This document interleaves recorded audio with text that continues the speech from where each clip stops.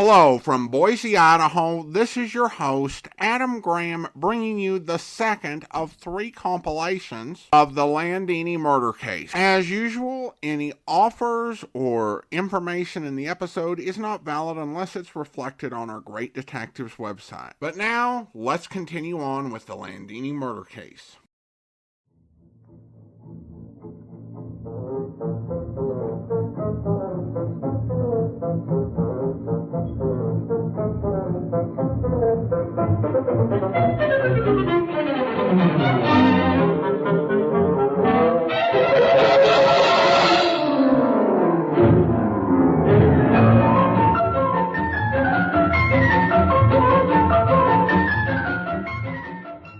Welcome to the Great Detectives of Old Time Radio.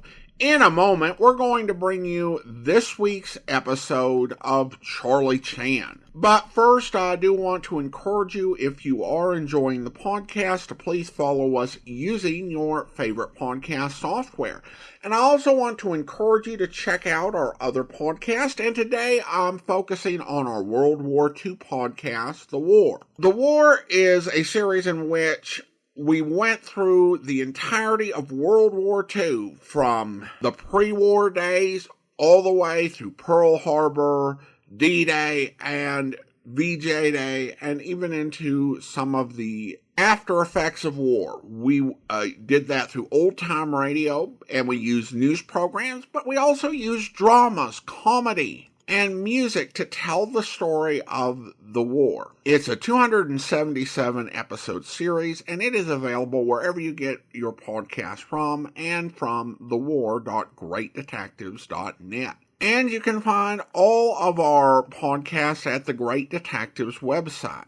But now it is time for this week's episode of Charlie Chan, and we'll be bringing you 2 chapters in the Landini Murder Case: Who Killed Dr. Swan and The Missing Key.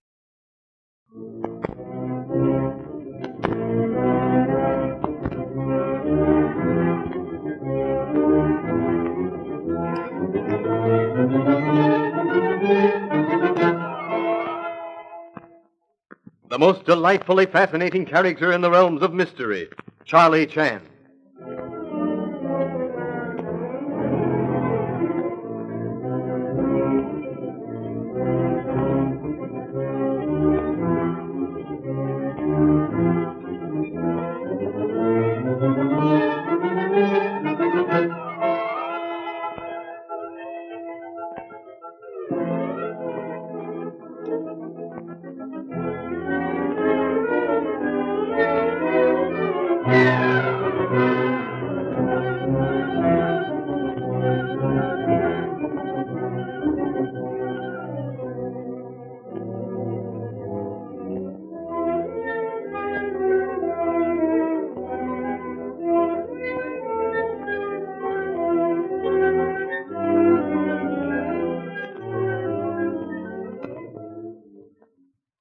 Charlie Chan, at Dudley Ward's home, Pine View, is now faced with the problem of who killed Dr. Swan, as well as who killed Landini, Ward's divorced wife.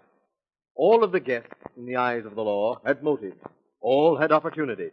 But the immediate question to be solved is, who had the key to the unoccupied house where Swan was murdered? It is the morning after the discovery, and Sheriff Don Holt is about to remind Charlie Chan that they must search for the possessor of that key, when the Honolulu detective silences him with a wave of the hand. Breakfast first, Sheriff. It is depressing, but nonetheless true fact that murder notwithstanding, we must continue to partake of food. Yes, Mr. Chan, although I catch myself at times thinking how terrible it is that we must go about our daily business with Ellen dead, murdered. But Mr. Chan is right. We couldn't have gone without eating, no matter how badly we felt since that night. I was not thinking of that night, Mr. Ward. I was thinking of last night. Last night? Yes, Mr. Ward. Last night, Dr. Swan was murdered. What? What was that? Swan? Swan murdered? Yes, Mr. Ward. We, Sheriff Holt and I, found Dr. Swan in that unoccupied house adjoining Pine View. Well, then why weren't we told? Why didn't we hear about it? I was awake, Huey. I looked into your room, but you were asleep, and, well, I decided not to waken you. You were awake, Miss Beaton? Yes, Mr. Ward. I was wakened with the banging of one of the doors. I got out of bed. Mr. Romano and Mr. Ryder and, yes, our thing. We were all awake when Inspector Chan and Don, Mr. Holt, the sheriff, came back to Pineview. But great Scott, Chan. What's the meaning of it? Why Swan? Mr. Ward, you made statement some time ago, it was, that you had carried hospitality too far. Yes, Inspector. When we made the discovery that the money was missing from Landini's handbag, I felt that I had been entertaining a thief. You were entertaining worse than thief, Mr. Ward. Dr. Swan was a blackmailer. Swan? A blackmailer? Surely not. Surely there must be some mistake. Afraid not, Mr. Ward. What do you say, Sheriff? You have been silent. Pretty sure thing, I'm afraid, Mr. Ward. But good heavens, who was Swan blackmailing? Madam Landini. But for what? What could he know about Landini that would... Oh, I think I see. I can believe it, all right. Swan tried approaching me. You, Huey? What could Swan want with you? He dropped it as soon as he found out I had no money. I have purposely avoided talking with you, Mr. Beaton, because of your affection for Madam Landini. I realized fully the terrible strain under which you've been laboring. But now, I think exercise of my tongue is quite in order. For what did Swan try to blackmail you? Seems rather silly. I mean, doesn't seem to have much bearing on the case. Criminal invariably is caught in own toils because of stupid act or stupid remark. Possibly silly thing you have in mind will develop into essential clue we so unsuccessfully seek. Well, the night of the murder, when Landini's plane was hovering over the house, I went outside onto the terrace to look at it. Perfectly natural reaction. Proceed. Well, Swan was standing there. But I saw Dr. Swan Please, standing... Miss Beaton. Yes, Mr. Beaton. Swan was standing there. He didn't notice me at first. There were voices above on the study balcony. Ellen's voice and the other I don't know, but after the murder was discovered, Swan approached me and said that I must have heard what was said, and that if I didn't tell you, Inspector Chen, then Swan would have to see about it, was the expression he used, I think. And you told Dr. Swan what, Mr. Beaton? I told him he was mistaken, that I'd been standing there only a moment, that I'd heard nothing. He persisted, but I think I convinced him, for he didn't mention it again. But you did hear something? Yes, but of no value. Afraid, Mr. Beaton, we, Sheriff and I, would have to be judges of that. Please? Well, I heard Ellen say, "Oh, it's you, is it? Well, I'm freezing to death. Get me my scarf. It's on the bed in the next room, the green one." Ah, most interesting. You heard Landini ask for her own scarf. It's true. I know it sounds... Do not trouble to explain your thoughts on how it sounds, Mr. Beaton. That is all, just at present. Thank you so much. Mr. Sheriff? Oh, yes, Inspector? Join Miss Beaton and your humble servant in the study in a few minutes, please. Okay. Yeah. Sure you don't want me along with you now? In a few minutes, please, Sheriff. Finish your breakfast. I note that Miss Beaton is finished. Come, dear young lady, please. Yes, Inspector Chan. Surprising, is it not, how morning hours loosen the tongue? You are aware of significance of two things divulged in course of conversation at breakfast table? Oh, no, Mr. Chan, I can't say that I am. Miss Beaton, I brought you to study because I do not wish to inflict unnecessary pain on Sheriff. Mr. Holt has deep regard for you, which, if encouraged, oh so slightly, will rapidly ripen to tender emotion. No, please, not interrupt. Now, here we are at study. As I said, but do not stand, please. Sit down. Thank you. What I have to say to you may be painful. Therefore, I wish to do so in privacy study. You understand meaning of word alibi? Yes, I think so. You realize that persons deliberately putting forth alibi place themselves under renewed suspicion? Yes, I suppose that is true. Last, yes. Now, this morning, your brother Hugh brings out conversation he overheard, which, by the way, is not evidence and would in court be ruled out as evidence as hearsay. Your brother, I say, tries to provide alibi for you on night of murder by saying that he overheard murdered woman ask for her scarf. Please, Mr. Chan, don't blame Hugh for that. But, dear young lady, why did he not come forward with such important evidence the night of murder? That was my fault, Mr. Chan. Hughie told me, and I said, please don't tell that. They'll think you're just saying that to try and clear me. You said that? You swear it? I swear it, Mr. Chan. Now about other disclosure. You realize that you provided alibi for your brother last night? I? When? How? When you said that you looked in brother's room and found him asleep. Why, I didn't think of it in that way. It was ordinary conversation when Hugh asked me why he wasn't told about... Oh, Don. You already recognize his knock on door? Come in, Sheriff. We have finished discussion, Sheriff, and at future time, Miss Beaton will disclose same to you. But now, we have neglected duty to perform. Oh, yes, you mean about the key to the house where Swan was murdered. Huh? Right, Sheriff. By the way, you made arrangements for removal of Swan's body. Yes, I called the coroner and Cash Shannon, my deputy. Very good. This afternoon, we will take Miss Beaton for a walk in that direction. But now, kitchen calls for our attention. The kitchen? Yes. Back door was used last night by murderer. We will see if cook, who sleeps in little bedroom off back stairs, heard anything. Then we will start on trail of missing key. We leave you now, Miss Beaton, but this afternoon we take walk. I'll be looking forward to it, Inspector. And thank you for believing me. My dear, a person becomes a friend because one learns to believe in that person. You, if I may say so, are regarded by this humble Honolulu detective as very good friends. Oh. Thank you so much. That statement of Mr. Hugh Beaton's that Landini said, "Oh, it's you, is it?" is very disturbing, Sheriff. Doggone it, I know it is. I've been thinking about it ever since.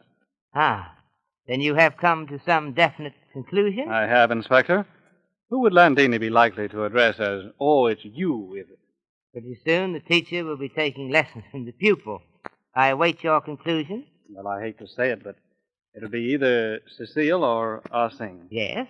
Your ruminations brought you to farther conclusions? Yes. How'd you guess?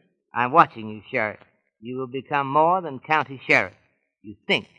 You apply rules of logic, and he who thinks and thinks rightly shall someday sit at the Emperor's right hand. Well, since Landini would only be likely to speak to Cecile or Ah Sing that way, and Cecile had already refused to get the blanket for the dog, that leaves Ah Sing. Sorrowfully, I feel that you are correct. Oh, but here's the cook. Good morning, Mrs. O'Farrell. Oh, sure, and it's you, is it, Mr. Chan? Yes, Mrs. O'Farrell. May we enter sacred precincts of kitchen? And that you can, Mr. Chan, and welcome. Can I be after doing anything for you? Did you hear any disturbances last night, Mrs. O'Farrell? And that I didn't, Mr. Chan. After a day's work like I put in, I sleep without moving on the bed till 5 o'clock in the morning. I see. Well, thank you so much. Yes? Well, this is the cook. Oh, yes, he's here. It's Mr. Chan. Thank you. Yes? This is Inspector Chan. Yes? Thank you. Smart idea, that of Ward's, having these phone extensions. Indeed, yes. That's the telegraph company. I took liberty of wiring owner of house, unoccupied house where Swan was found, as to who had key to same. Yeah? Owner wires reply, only Singh has key. Where is Singh? Sing, Mr. Chan? He's in the pantry. Sing. Yes, what will I have? Like a tea, Sing? Oh, Mr. Chan, huh? Singh, you know where key to unoccupied house is kept? Oh, sure, me know. Show me. Me too busy now. Me fix everything. Show me that key, Sing. Oh, like they keep a collar on. He hang on hook here, apparently. Oh. He no stay stop. Key is gone? Yes, the key all the same is gone. No stay stop. You mean someone has stolen it? What you think, bossy? So, Sing, key is no longer in customary place, huh? You understand seriousness of this, I think. Oh, now what's the matter? Serious. Now that key key all the same in plenty got hardware store. I think man who owns that house say that you have key. That key, I think, which was used to open house last night. House in which we find Dr. Swan murdered. Hi. You think me kill Dr. Swan? You're crazy. You all the same a very poor policeman. You no gonna find a murderer? You all the time on the pick on our thing. Our thing no killing nobody. I think. Oh, you wait a minute. Our thing no finish. What you think of me killing Mr. Landini, huh? Because she send me catch a blanket? Oh, maybe you think of Dr. Swan. He speak the same. Send our thing for blanket. There is a time to be humorous. There is a time to be serious. This is time to be serious. Sure. Plenty other men know which key for house. Electric light man, the telephone man, and the garage man who looking after the boats, and John Ryder. John Ryder? Sure. John Ryder, no? Maybe Mr. Ward. He knows of it. That is all, I think. Thank you so much. Come, Sheriff. We shall direct our steps to the living room. Well, nothing very definite there to tie on to our thing. That is truly said, Sheriff. No more to tie to our thing, as you say, than to many others. Nevertheless, a man who would avoid suspicion should not adjust his hat under a plum tree. He is always adjusting his hat at our feet. The Sheriff. Yeah? Before we take promenade to that house where Swan was murdered, we have one line of questioning which we have not followed out to full conclusion. Yes, Inspector, and that is? Question of who benefits from estate left by Ellen Landini. But how can anyone but our lawyers know that? She was. In another week or two, her divorce from Romano would have been absolute. So he was probably eliminated, to use one of your own expressions. But detectives should not deal with probably.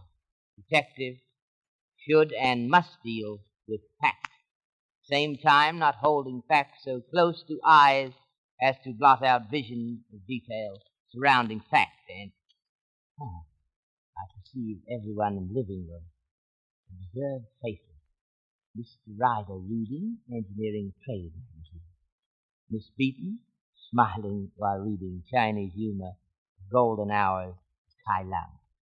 Hugh Beaton, much engrossed in Grove's Dictionary of Music and Musicians. Mr. Romano, staring into space across lake, thinking perhaps of his native Milan. And not one of them has the look of a murderer. Alas, unpremeditated murderers so seldom have looks any different from anyone else. Inspector Chen, you have found something. So sorry to disappoint Mr. Romano. We have done nothing but strike one more stroke on the same wooden bell to which I have made previous references. Mr. Ryder. Yes, Chan. What is it?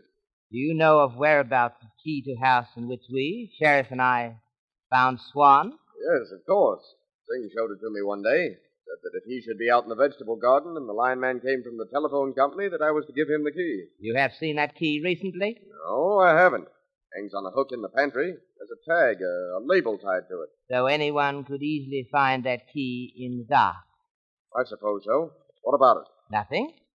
Except that person who had that key last night is murderer of Dr. Swan.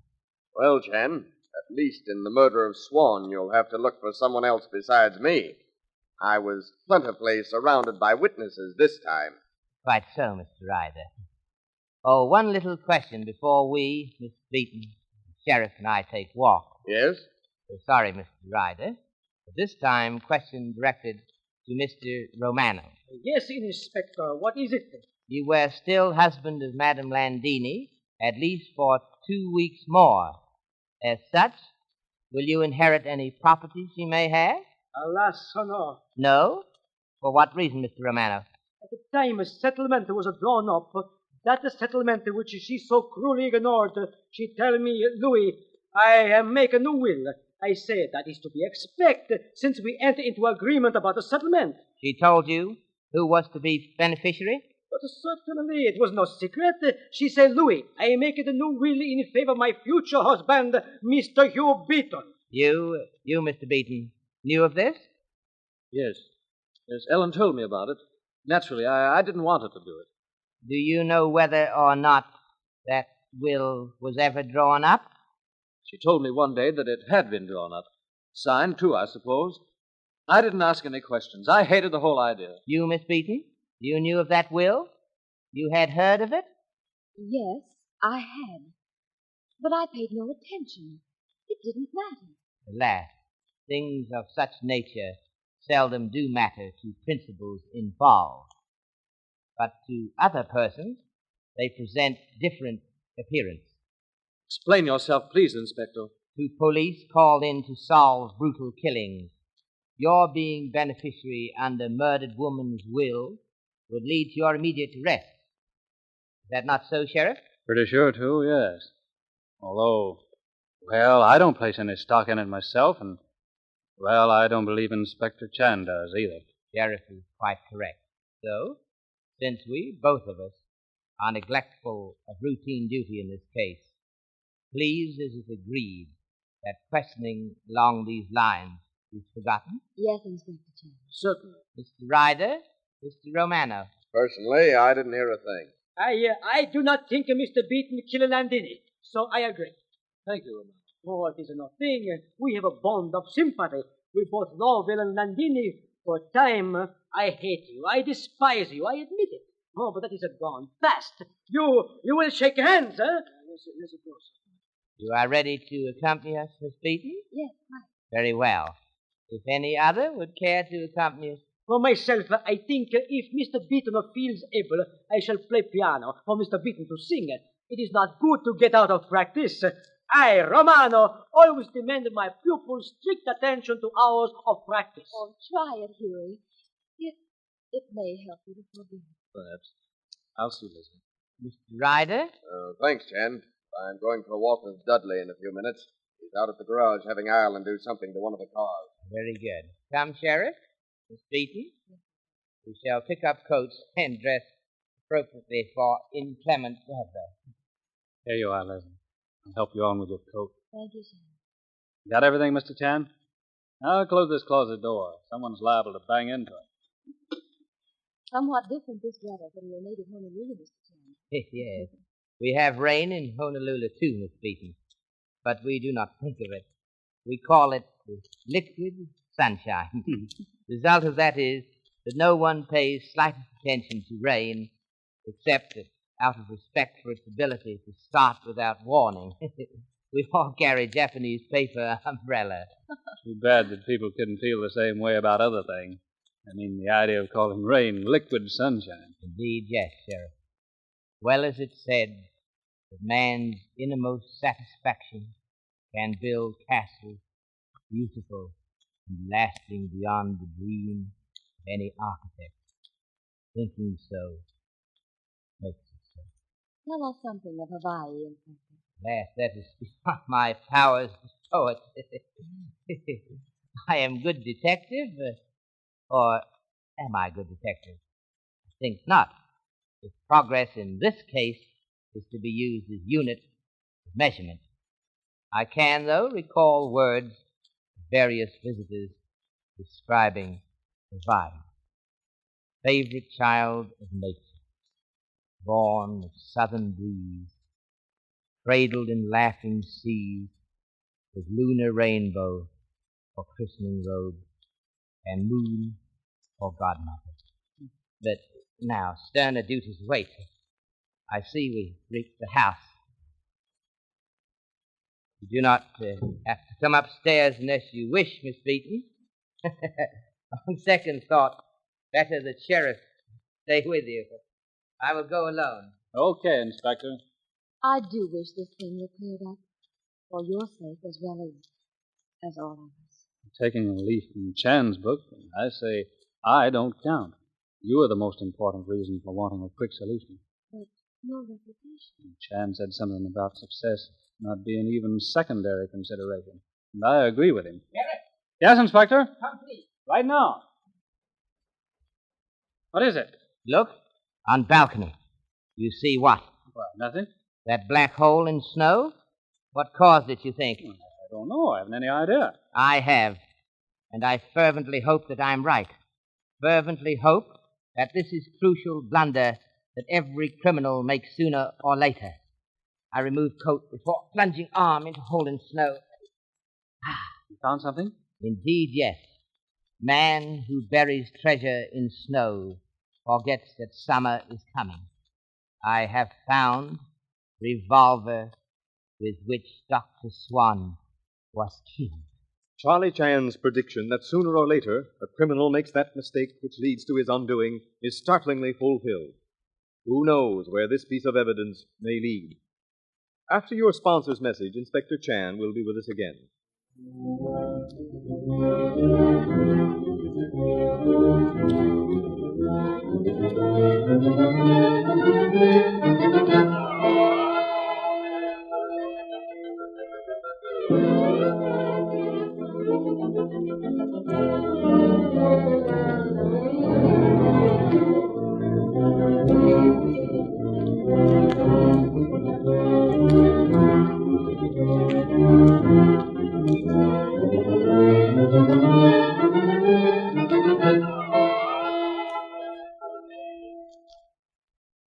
Well, Inspector Chan, you have an appropriate translation from the Chinese for us this evening? I think so, Mr. Wilson. I have been pondering my own remark that sooner or later criminal makes mistake which leads to his capture.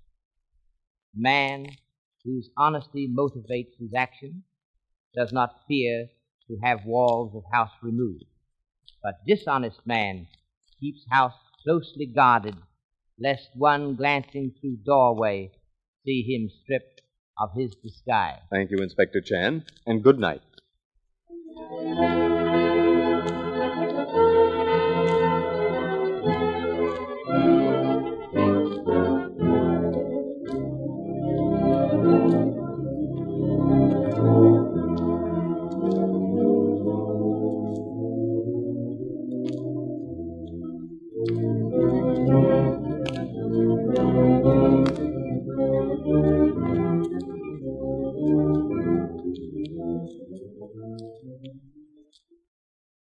Welcome back. Well, some real pushback and a good dose of sarcasm from Ah Sing, but honestly it was deserved because as much attention as he's gotten as a suspect in this series in the killing of Landini, there's no good motive for him to commit this murder. And Chan has a house full of people with good motives for murdering Landini. I'm not saying Ah Sing didn't do it, but I just can't see why he would. It'd be easier for me to imagine him killing Dr. Swan, because Dr. Swan was a blackmailer, so he could create all kinds of enemies. But as of right now, all that Chan has got is that Ah Sing adjusts his hat. I don't know how police do their jobs today in a world where we don't wear hats anymore. Now, despite that, I enjoyed this episode, and I liked Inspector Chan in this. Him waxing lyrical about Hawaii with the sheriff was a nice little personal moment. And while his use of sayings can be excessive, I thought the one he used when he found the gun was very apropos. Also, I'm not going to call these out all the time, but I will just offer this as an example. The discussion about the will is a case where the radio writers move the order of events and the investigation from the novel, since in the novel the will was discussed before Dr. Swan was murdered. Well, now we turn to listener comments and feedback. And we start with YouTube, and again, I want to thank everyone who left kind condolences regarding the passing of my father-in-law, and have this comment. One listener comments, "Glad to have you back, Adam. Regarding this Charlie Chan series, I wish Warner Oland were voicing these." Well, it is always nice when you can get the same actor who plays the character in film to do the radio series, like with Basil Rathbone as Sherlock Holmes or Chester Morris as Boston Blackie. But it can be tricky in terms of, from an economic standpoint, as well as scheduling, and of course, then you also have a matter of radio acting being a bit of a different skill than film acting. But I'd agree it definitely would be interesting. And then I have an email from Andrea, who, not my wife, but another Andrea. As I'm sitting here listening to the Charlie Chan episodes, I'm reminded continuously of one of my favorite movies of all time, Murder by Death. Every sentence spoken by Chan makes me want to scream like Truman Capote's character Lionel Twain lecturing Peter Sellers' character Sidney Wang about his lack of using prepositions and articles in his sentences. Mr. Wang, what is the meaning of this? Thank you for your wonderful commentaries on each episode. They are informative and insightful. This podcast is my number one listening experience throughout the day. Thanks for hosting it. Well, thank you so much. And I've seen Murder by Death definitely raises some fair points about the way a lot of fictional detectives worked with their parodies of multiple styles of detectives. The movie parodied Poirot, Marple, Nick and Nora Charles, and Sam Spade. Thanks so much for the note. Well, now it's time to thank our Patreon supporter of the day, and I want to go ahead and thank Daryl, Patreon supporter since September 2022, currently supporting the podcast at the Shamus level of $4 or more per month. Thanks so much for your support, Daryl. And that will actually do it for today. If you're enjoying the podcast, please follow us using your favorite podcast software. And if you're enjoying the podcast on YouTube, be sure to like the video, subscribe to the channel, and mark the notification bell. We will be back in 2 weeks with the next installment of the Charlie Chan story. But join us back here tomorrow for Broadway's My Beat, where... If there's been a complaint, our product, one of my employees... Truck 12. Who drives it? 12? You mean tonight? Tonight. Yeah, I'll find out. Hey! Who was on 12 tonight? What do you want? Who drove 12 tonight? 12? Just a minute. Morris had it tonight. Oh, of course. Morris Bernstein. Good man. Certainly, Morris has... He's dead. He was killed. Morris? In an accident? His truck was torn apart. He was beaten to death. Oh, I've been afraid. Of what, Mr. Felder? Something like this would happen. One night they would beat a man until he died. Who? Hoodlums, rat pack, we don't know. Happened to another one of my boys last week. They turned over his truck, threw the bread into the gutter, attacked him. I'd like to talk to him. Naturally. Sid? I hope you'll be with us then. In a moment, we're going to get into this week's episode of Charlie Chan. But first, I do want to encourage you, if you're enjoying the podcast, please follow us using your favorite podcast software. And I also want to tell you about our new season of The Amazing World of Radio starting tomorrow. Please check it out. We will be bringing you The Summer of Robert Louis Stevenson, Treasure Island, The Strange Case of Dr. Jekyll and Mr. Hyde, Kidnapped, and so much more. We'll be covering radio adaptations of 11 Robert Louis Stevenson short stories and novels over the next 13 weeks. Check that out at amazing.greatdetectives.net and check out all of our podcasts at the Great Detectives of Old Time Radio website. Well, now it is time for chapters 19 and 20, A New Clue and the Double Murder Weapon.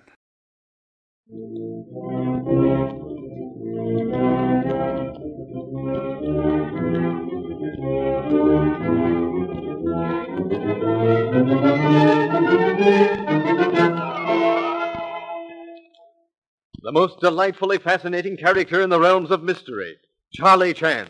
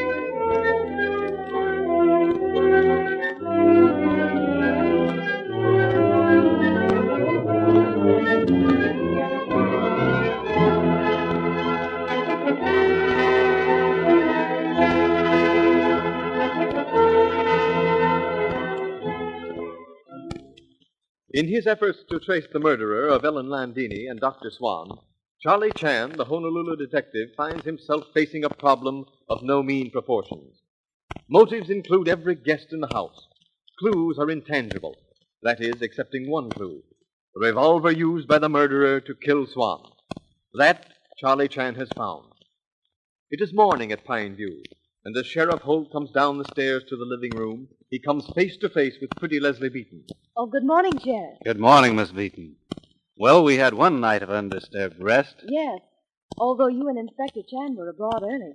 Yes, the inspector's gone off to Reno with Mr. Ward.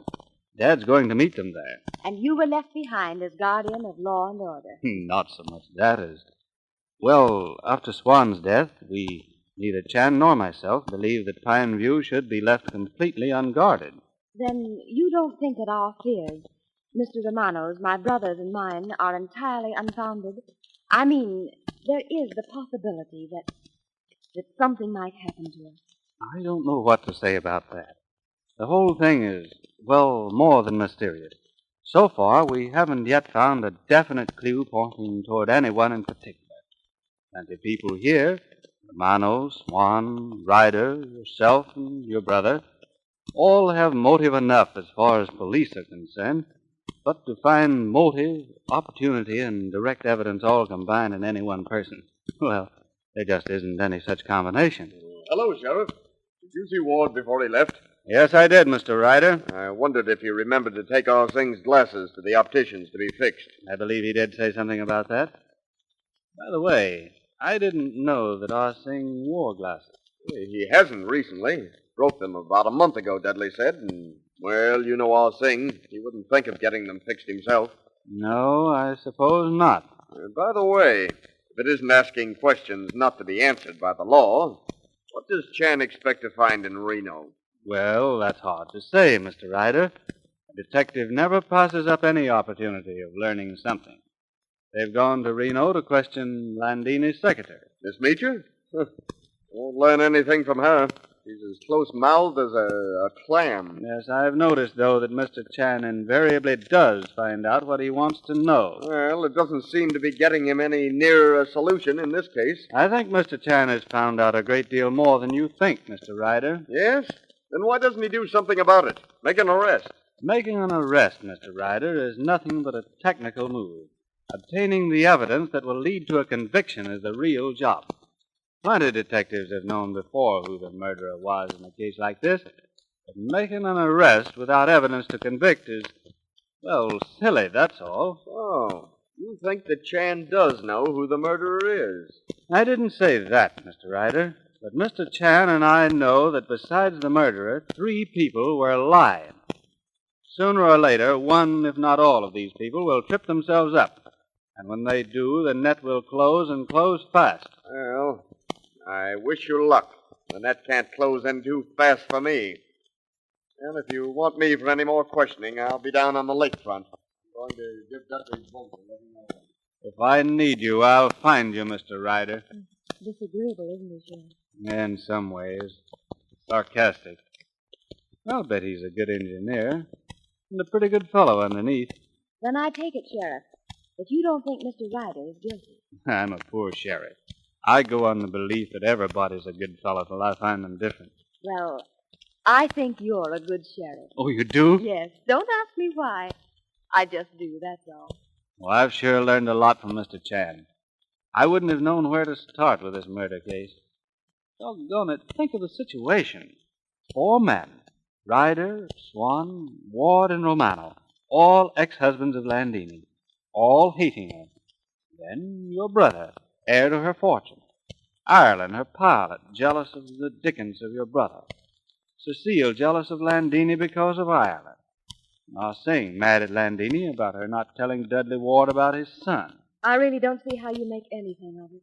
Oh, well, let's forget this murder mysteries for a while and take a walk. There's a place up on top of the hill there. I want you to see. Well, wait till I change my shoes, and I'll be with you right away. Meanwhile, over in Reno, Inspector Chan and Mr. Ward get out of Ward's car and cross the street to the hotel where Sam Holt, the sheriff's father, stands waiting them. I perceive Mr. Sam Holt waiting with all the patience those who live in perpetual darkness must of necessity possess. Yes, I feel so sorry for old Sam. Greetings, Mr. Holt. I hope we have not kept you waiting. Nary a bit, Mr. Chan. We got here a few minutes ago. Cash Shannon, Don's deputy, drove me over. Have you inquired? Is Miss Meacher in hotel? Yes, Cash asked at the desk. Then we will go directly to her room. I note several gentlemen whose appearance leads me to believe they are members of Fourth Estate. I would avoid their questioning until such time as we have more plentiful information to impart to the press. Well, it's number 29, so I guess we don't have far to go. Somehow, Mr. Chan, now that we're here, I'm almost dreading this interview. By the way, Mr. Chan, I did what you asked me to about the gun. I left word for them to call me here. Splendid, Mr. Holt. Oh, I perceive this is number 29. Come in. Oh, it's you, Mr. Ward. Yes, Miss Meacher. And this is Mr. Holt and Mr. Chan from Honolulu. I'm glad indeed to meet you both. Miss Meacher, I note from papers spread on desk that you are busy. I shall be brief as possible. How long have you been secretary to Madame Landini? Over 7 years. Have you ever heard at any time Madame Landini say anything that might lead you to believe that she considered her life in danger? Never. Of course, she carried a revolver, but that was because of possible robbery. I'm sure she was not afraid. She had no reason to be. I'm sorry. I don't want to interfere with Mr. Chan's questioning, but I must know. I can't wait. I have heard it rumored that my former wife, had a son. My son. About whom she never told me. You can understand my feelings. I want you to tell me, was there any truth in this rumor? I'm sorry. I don't know. Madam never mentioned the matter to me. There was no correspondence that might have led you to suppose any such condition to exist? None, Ted. There are 3, or rather 4 men I should like to question you regarding. John Ryder, Madam's second husband? I know. She never corresponded with him? I don't imagine she thought of him anymore. Have you the slightest idea why she separated from him? Well, I can give you a notion. Madam has had scrapbooks of news clippings from all over the world. I ran across this one the day before yesterday.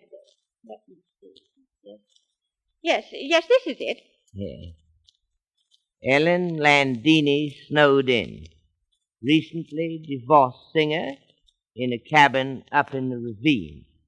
Ellen Landini, formerly the wife of Dudley Ward, California millionaire, but who was recently married to John Ryder, is snowed in for the winter at Calico Mine. Yeah, I remember that. Snow was 25 foot deep that year.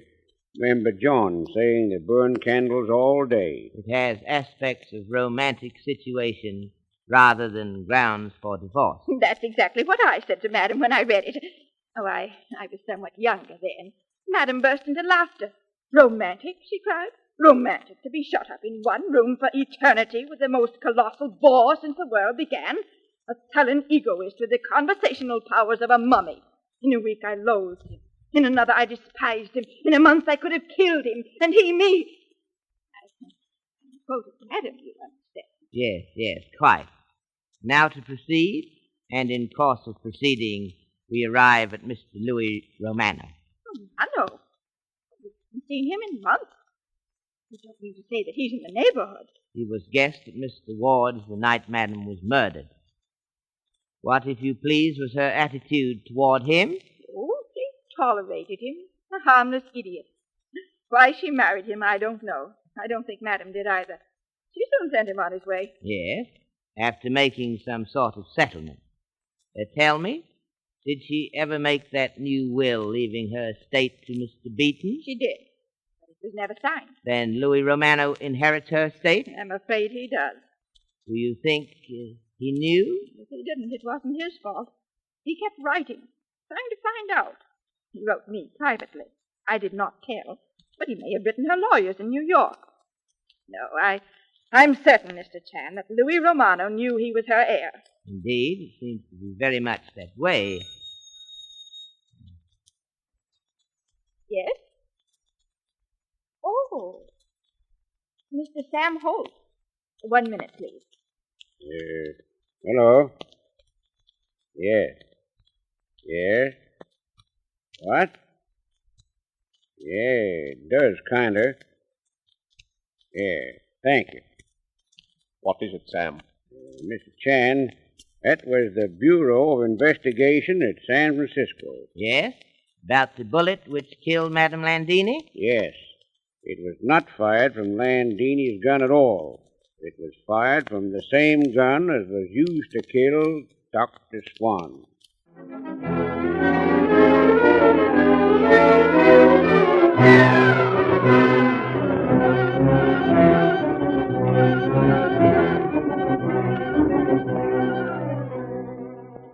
Back at Pineview, John Ryder, also an ex-husband of Landini, walks into the living room where Leslie Beaton, Sheriff Holt, and Romano are discussing the case. Sheriff, it doesn't seem to have struck either Chan or you that some outsider may have come in and killed Landini. You mean a passing tramp, a burglar, someone like that, Mr. Ryder? Yes. Happened before, you know. Suppose for a minute that happened, Mr. Ryder. How did the murderer get away? What do you mean, get away? He could get away as easily as he got in. Everybody was watching for the landing of the plane. Hardly, Mr. Ryder. You yourself admitted seeing Swan and Romano leave the study. The seal was on the back stairs, so the murderer couldn't have left that way without being seen. But the sheriff, not one single person was near the front door. The murderer could have come in and left by that door. But to do that, Mr. Romano, the murderer would have to pass the room I was in. And I saw all the others. I would have seen the murderer, too. But it is possible, nevertheless, that your attention might have been directed elsewhere at that moment, Miss Beaton. Yes, that is true, Mr. Ryder. But still, to reach the front door, the murderer would have to pass Mr. Ward, Mr. Ireland, and Mr. Beaton as they came up the main stairs. No, very much afraid that my own suggestion is not what you say in America, such a hot one. Well, we don't seem to be of much assistance to the local gendarmes in this case. Well, let's take a walk down to the lakefront, Romano. Walk? Can Signor Ryder be serious? Walk on such a ground as these? Wet, cold? Is it to catch the cold that you would deliberately go out? Oh, all right. Let's go to the billiard room. Give you 25 and bet you $1 I'll run up behind you before. That is different. The game, the chance, the gamble. I will, what you call, chocolate the cue with you. But walk in this weather? No, senor. It is unthinkable. This is your first real stay in the country, isn't it, Miss Beaton? Yes, it is, Sheriff. Longer than I expected to. Guess you find it kind of slow here, don't you? Well, not exactly. I'm not accustomed to being involved in murder mysteries. No, but I mean the quiet of the country itself. No shows, no excitement. It's dead after city life. But the beauty of the scenery more than makes up for the lack of shows and whatever other disadvantages you might think of. Yeah, it is pretty. I don't think I could live in the city. I imagine anybody from the city would find it pretty difficult to, well, get used to it. A lot of people I know would gladly give up the city for the country if they could make a living. I have to go back to the city, and you've no idea how I dread it. But you don't have to, you know. I have my living to make. But your brother. Huey will have to make a whole lot more in the future than he has in the past before I can rely on him. But he's heir to Landini's estate, you get that. I don't forget it. And I wouldn't touch a penny of her money. I don't think Huey will either. Oh, God, I'm glad to hear you say that. There's no real reason why you shouldn't, of course, but I'm glad just the same, Leslie. You don't care if I told you, Leslie? Certainly not. I rather like it. You don't have to call me Sheriff. Very well. No, that's better. Feels more friendly like. Folks in the country mostly call one another by their first name. Is that the only reason you want to call me? No, of course not. I like you. I have liked you from the very first moment I saw you sitting there in that living room, scared to death. And you were so kind. It helped a lot, too. That was Sheriff, Mr. Holt. Yes, what is it? Telephone. Someone wants to talk to you. I'll be right there.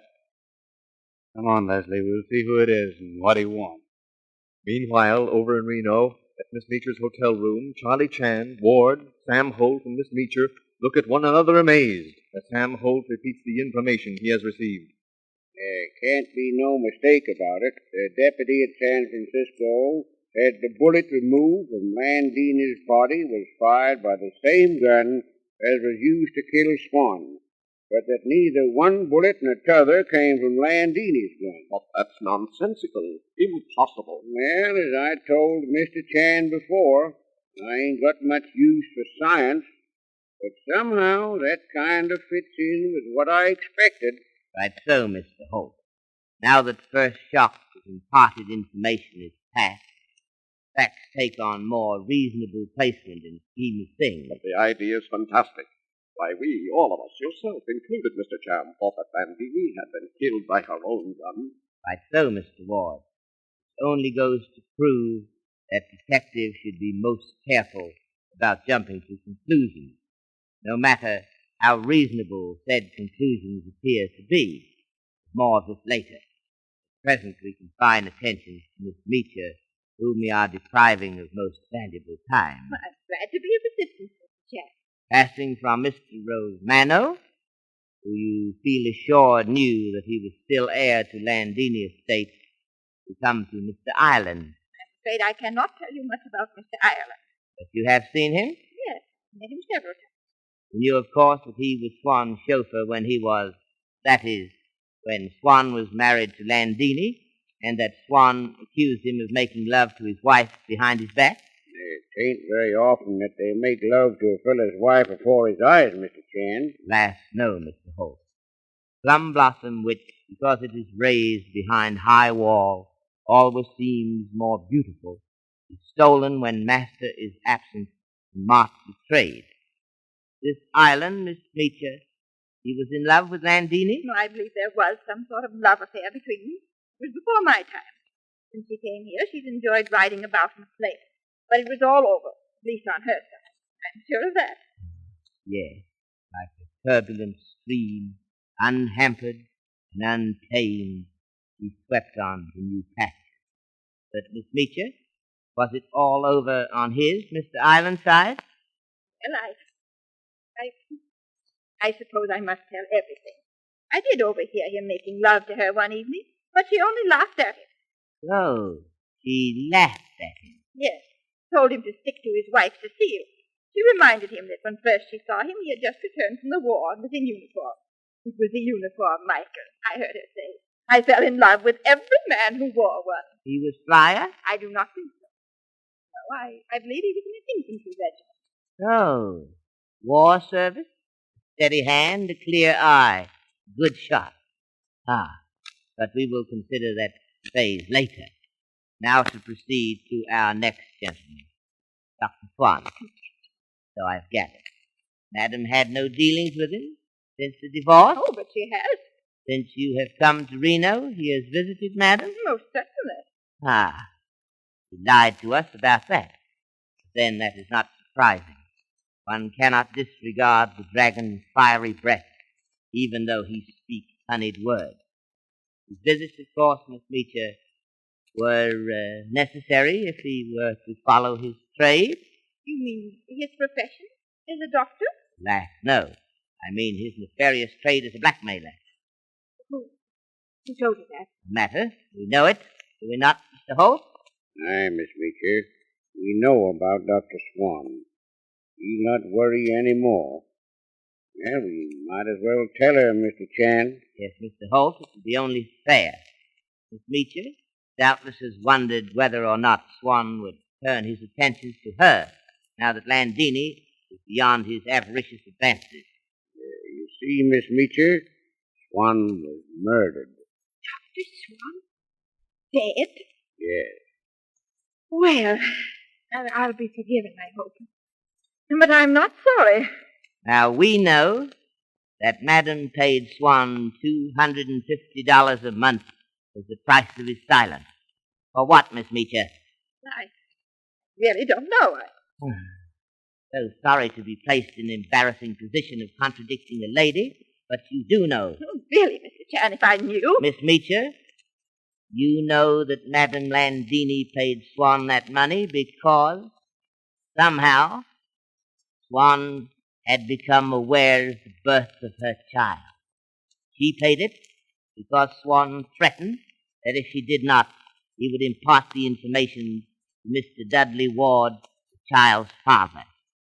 Come, my dear Miss Meacher, this is not the time for double dealing. I want the truth. And I want it too. I must know. Can't you see? I'm sorry. When you first came in, I wasn't sure. I wanted time to think. I have thought. It really doesn't matter now, I suppose. You may as well know. Yes, Madam had a son, a lovely boy. Dudley, she called him. He would have been 18 next January If what, Miss Meacher?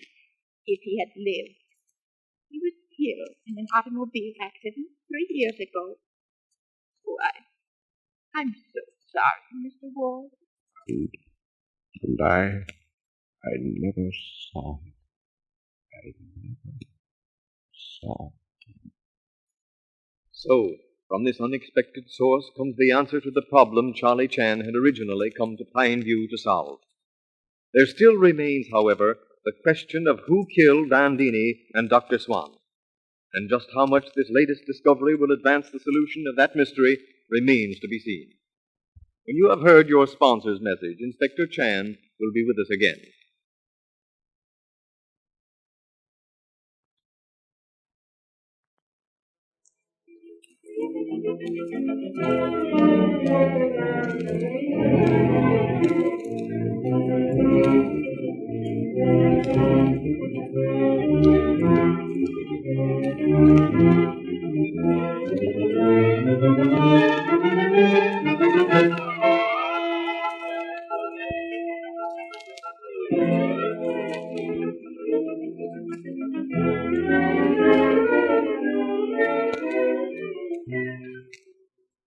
Well, Inspector Chan, you have something for us this evening? Indeed, yes, Mr. Wilson.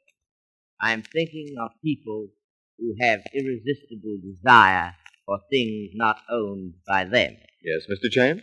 Honorable Mandarin once said, if you would try man's honesty, send him first to buy vegetables in marketplace.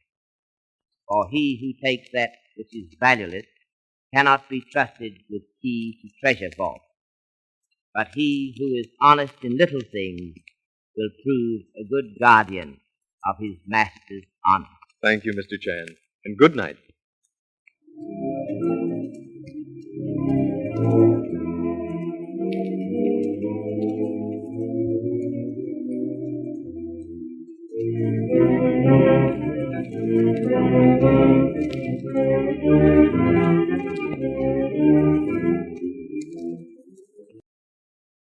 Welcome back. What a heartbreaking revelation for Dudley Ward.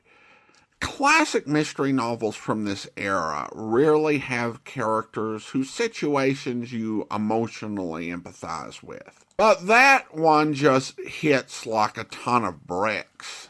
That said, I'm not 100% sure that I believe it's true. So let me get this straight. Landini continued to pay blackmail to Dr. Swan to keep the existence of her son a secret after the son had died. Why? I think the reason she would have hid it in the first place is out of spite, obviously. But what's the point after the kid is dead and buried? If Dr. Swan told Ward, then Ward would get to know that he had a son who lived and had a childhood, and he never ever got to meet him. I mean, that would just be twisting the knife in deeper. The only argument that you could make is she might have thought better of trying to hurt Ward with the death of their son.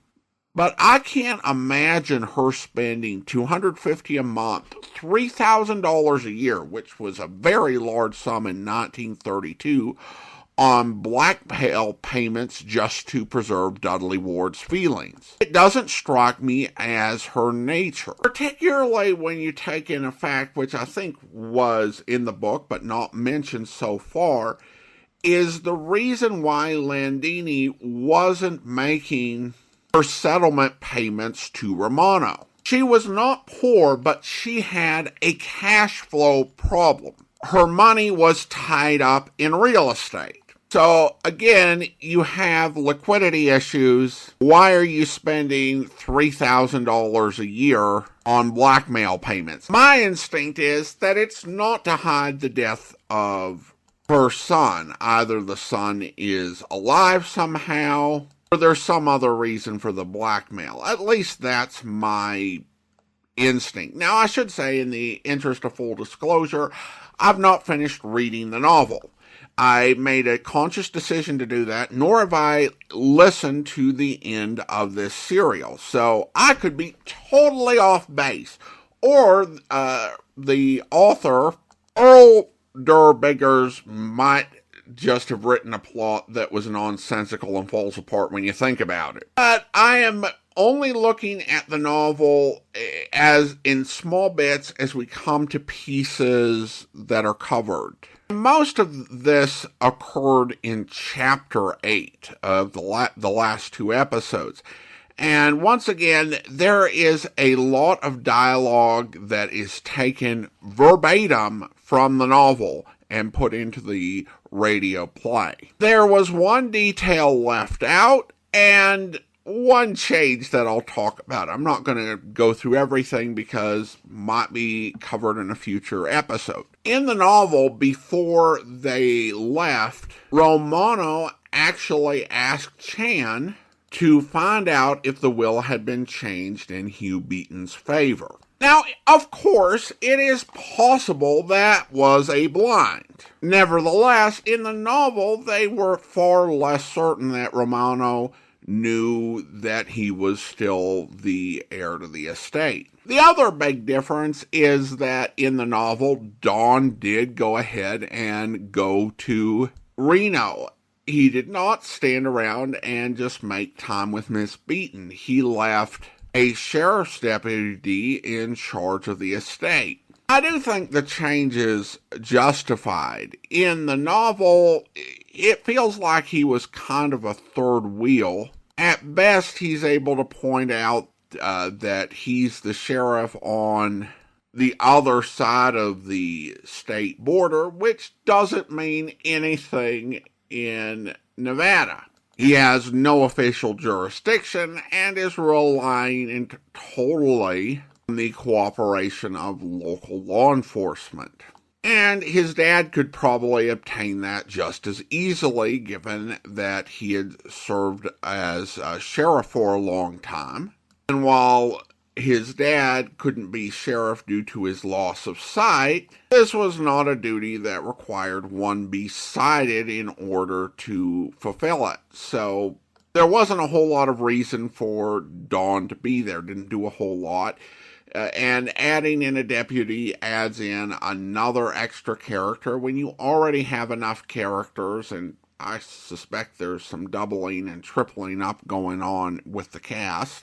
And they viewed it more, I guess, as an opportunity to develop the romantic subplots. So it's an interesting adaptation decision, but I think totally justifiable. So listener comments and feedback now, and we start on Instagram, where Brains Benton writes, "Thanks for the synopsis of the missing episode/book plot. Must admit that this has not been a favorite series so far, but appreciate you reintroducing Charlie Chan to me.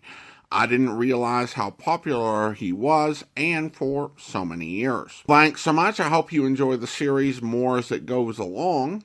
And then we also have a couple of comments on YouTube. Ronser writes, "Great to hear Charlie Chan back on the radio, except it's the 21st century internet."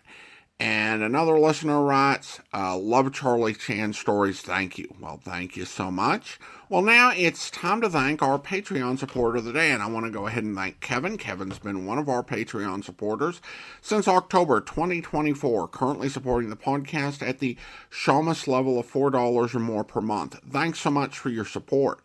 And that will do it for today. If you're enjoying the podcast, please follow us using your favorite podcast software. And if you're enjoying the podcast on YouTube, be sure to like the video, subscribe to the channel, and mark the notification bell.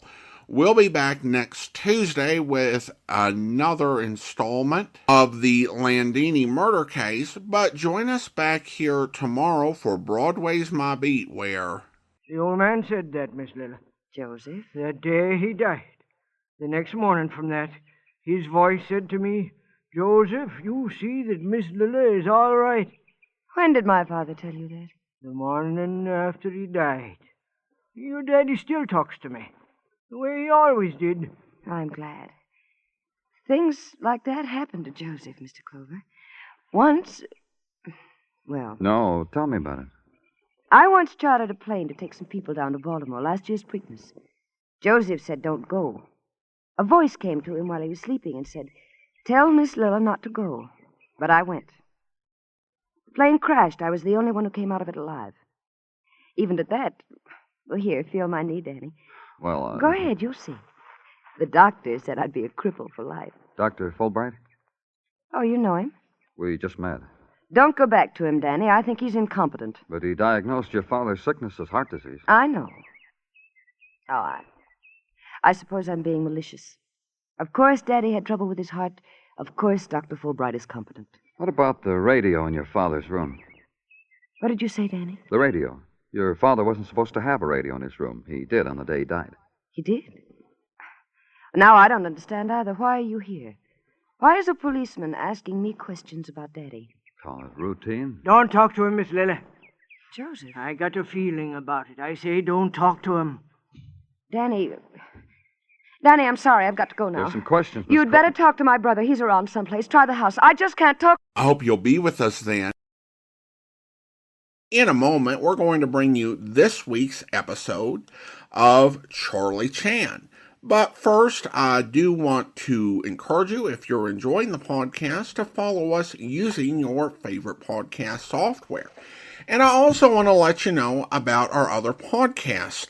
And this week, we are highlighting public domain video theater. Summer, we're taking a break from our TV shows to bring you some longer public domain movies. And this month, we will actually be bringing you a Charlie Chan film. You can check out public domain video theater at videotheater.greatdetectives.net, our YouTube channel, or also on Spotify, where we post episodes from our back catalog to get those all over to Spotify for your viewing pleasure. Now it's time for episodes 20 and 21, The Heir and More Accusations.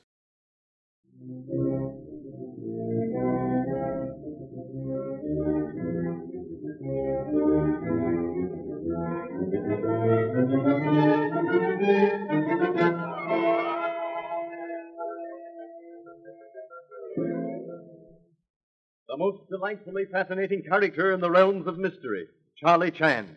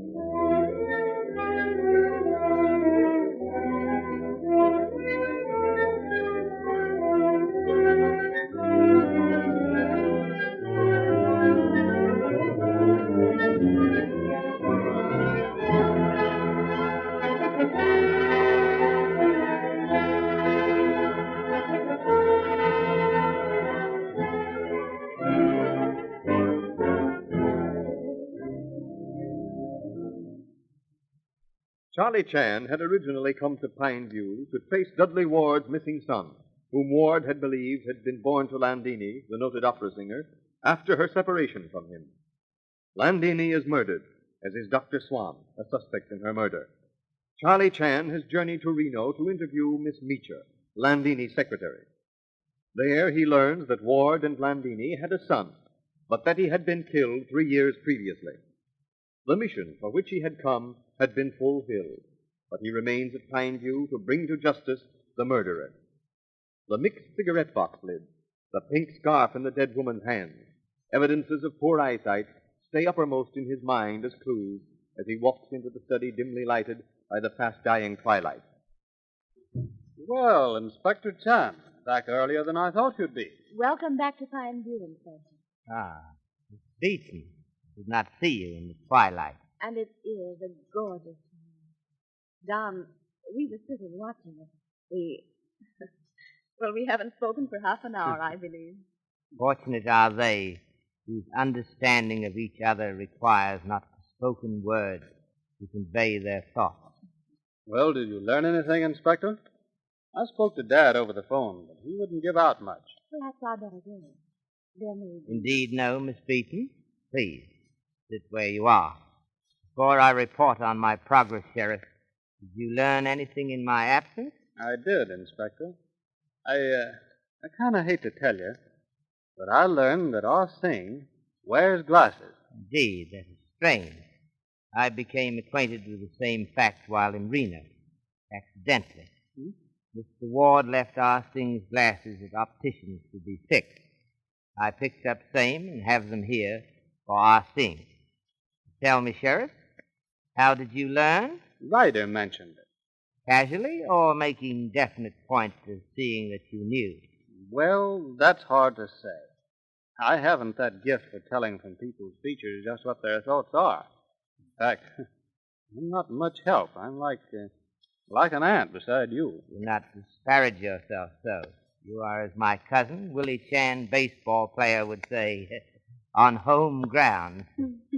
I am only stranger passing through, and it has been well said that the traveling dragon cannot crush the local snake.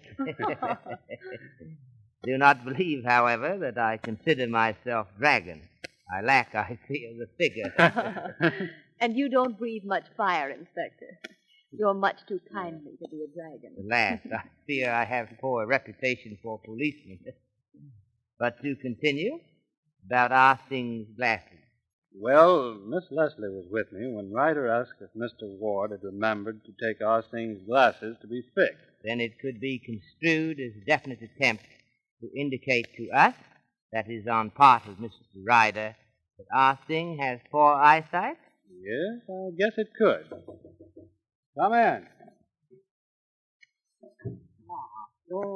You speak of me, Mr. Chan. You like to speak of me in study? Yes, Ah Sing. I brought your glasses back with me from Reno. I think, thank you very much. Without glasses, no kind of lead. Anything else can do all right, but the lead all the same English paper and an English book. Suppose not to go glasses, no can do. So, Ah Sing, you read English? Oh, so, me read English. Mr. Ryder, when he little boy go to school, he sits me dingy. Another clue goes up in smoke, eh, Inspector? So it would seem, Sheriff. But who can tell? Smoke can indicate where fire is, even if the observer is far off, and dead ashes tell where the fire has been. Oh, the class is number one to fix them. Oh, thank you, Mr. Chan. You like to ask any more questions? I think not, I think. Good night. I go make some chocolate, some nightcap. You come downstairs, huh? Very good, I think. Somebody singing. My brother, Heir.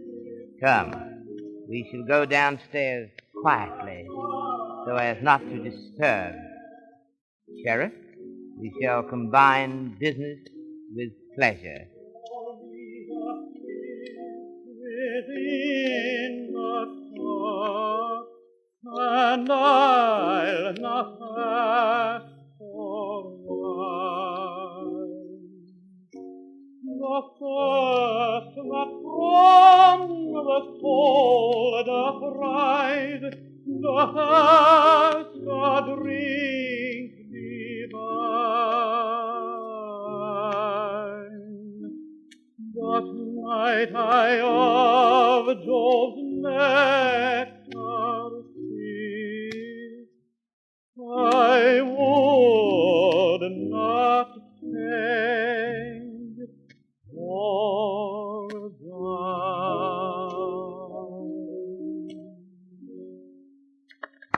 Excellent! Bravo, bravo! You have a truly excellent voice. You think so? You lack, what is it called, the confidence. You lack courage. What you need is, what do you call it, the push, the proper management. Then our judgment was not influenced by family time. Oh, no, but no, indeed. Who have arranged your concert? The Adolphe musical girl, mostly. Adolphe, what does he know? A businessman with the soul of a herring. I, Louis Romano, I could manage you. I could make of you a huge success. Do I know what do you call the game, senor? I invented it. From one end of the country to the other, I will make you famous. In Europe, too. For salary, of course. But I have no money. But you forget. You inherit Landini's money, and there is a plenty. I know, plenty, though it is a tie-up in real estate. A house in Washington Square, an apartment building on Park Avenue, a villa at the Magnolia. I don't want it. Oh, but you should leap at the chance. I tell you, you lack confidence. A voice like yours, I would exploit it. For salary, I would assist gladly. I gave a concert in New York. Reviews weren't very good. Reviews? Bah! Critics, they are sheep. They never lead, they follow. New York. What is New York? Or London, Paris, Milan? But you must place yourself in my hands. You must believe in yourself. I tell you, you can sing. What do you think, Mr. Chan? To me, it sounded most beautiful. You see? What have I said? A layman, an outsider, one who knows a little of music, even he says so.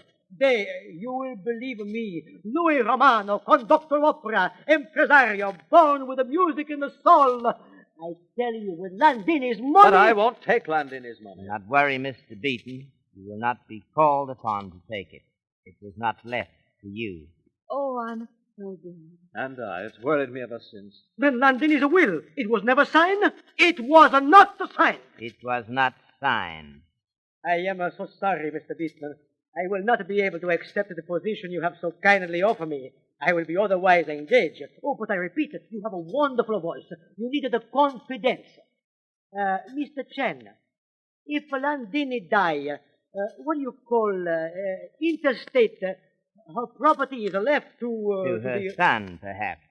You mean she had a son? You yourself said so? No, Oh, no. I had no real knowledge on the point. I was lying? I was a desperate. I explained that. Any chance that offered. Have you ever suffered? Have you ever been hungry, Mr. Chan? You are telling the truth, Romano, unconsciously. Landini had a son. Oh. But he died years ago. Ah, poor Landini. That was just before our marriage. I would not know. So I am of opinion that her property is yours, Romano. Again, thank heaven for that. I'm going upstairs. Good night. Good night. Good night. Ah, Landini. She would never listen to me. Time after time, I tell her you must cease to procrastinate. You must not forever put things off. I tell her, you say you do this, you say you do that, but you never do. Always put off. Where will it finish? It have a finish in fortune for me. You would not listen to me, and so it comes. A fortune for me! Yes, Romano. Landini's murder meant a fortune to you. Oh, no. You think I kill her? Santa Madonna! Do not think of that. I love her. She was dear to me. Oh, I adore that glorious voice. Oh, you do not think that I, Louis Romano, would silence that? For the present, I do not think at all. I say for the present, good night. Did you ever think, Inspector, that Swan might have killed Landini, then Swan in turn might have been killed by Ireland? Ah, that is indeed untraveled avenue of thought. Your reason, Sheriff? Not mine alone, Inspector. Leslie. So be it. No man ever yet lost anything by redistribution of credits awarded him. Well, it was no secret that Ireland hated Swan. Now, Swan was blackmailing Landini because he had found out about Landini and Ward's son. Isn't it possible that Landini had tired of paying Swan, and in order to remove his power over, she decided to tell Ward? So far, your reasoning is perfectly sound. But what prevented Landini from telling Ward? Her death. Swan was mad at her when he found out that she was going to tell Ward, so Swan killed her. But that would end his blackmailing scheme? But not if he told Ward that he knew about the son and would only tell Ward of the boy's whereabouts for a price. Then where does Mr. Ireland fit into the mosaic? Ireland merely avenged Landini by killing her murderer. You have very cleverly constructed a feasible and reasonable chain of events. But, my dear Sheriff, you are overlooking certain undeniable facts. Yeah? The fact, Sheriff, that the same gun was used to commit both murders.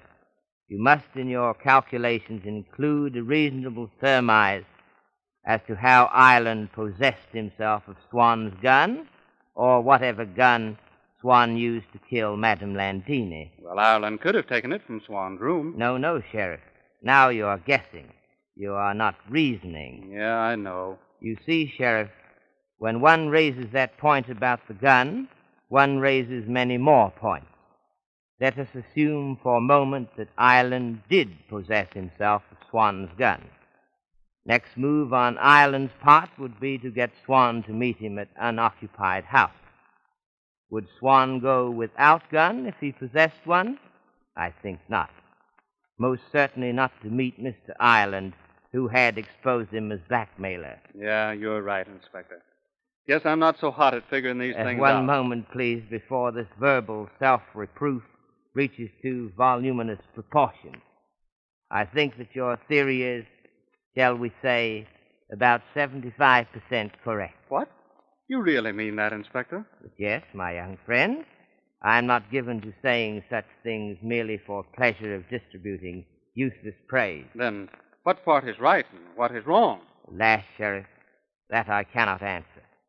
But I will say this to you. Your theory as to why murder was committed is most probably correct. And that is the longest stride yet made in the series of deductions. But, Sheriff, I think in your deliberations you place mantle of deception upon wrong person. Now, go on, I'm listening. Swan was killed, as we originally thought, by person who committed murder upon Madame Landini, because Swan had seen that murder committed. Now we come to motive, which we have sought with so little success. Yeah? Murderer killed Madame Landini because, Sheriff, Madame Landini had disclosed facts that she had had sons. But how and who to? You and I, Sheriff, did much questioning about the destroyed letter found in fireplace. The letter addressed to John Ryder. The same.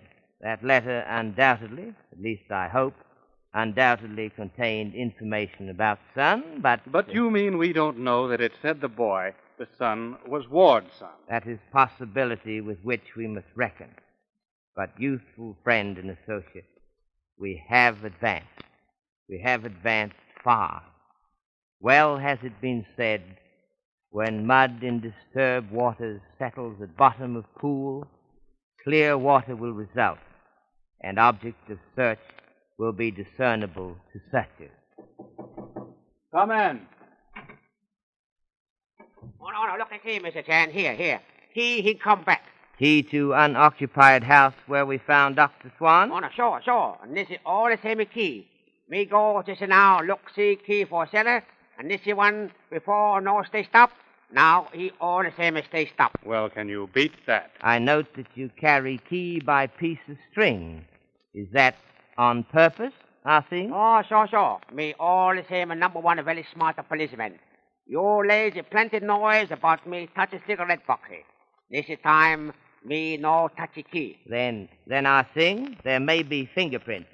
Quickly, please, Sheriff. Lamp black, camel's hair, brush, same lying on writing desk. I'm getting them now. Here they are. Thank you so much. Yes?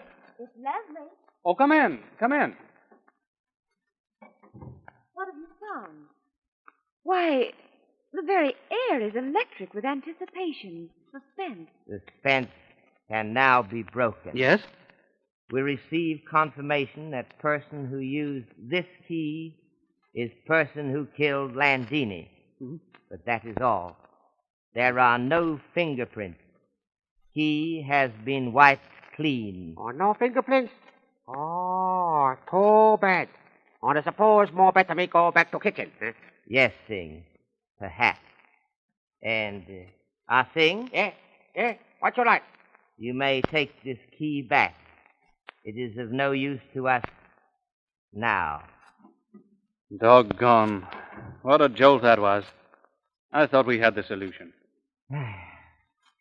Most humbly admit to feeling of extreme disappointment myself. Foolish after these many years to let one more disappointment weigh heavily upon the shoulders. But sit down, please. Business of pursuit of criminals is like game of chess. Opponent does not outwit and defeat. Defeat comes through own stupidity. What are you staring at, Mr. Chan? At closed doors through which Ah Sing has, only this moment past, made such dramatic exit. Was he laughing at Charlie Chan? Did he know only too well that fingerprints had been removed from keys? Does Ah Sing, despite his years in this country, still retain that inscrutability which is born of the centuries? While I cannot throw off the garb of modern civilization which now hampers and enfolds me, when now most earnestly I would be myself. But enough. This is not work. We shall question Mr. Ryder.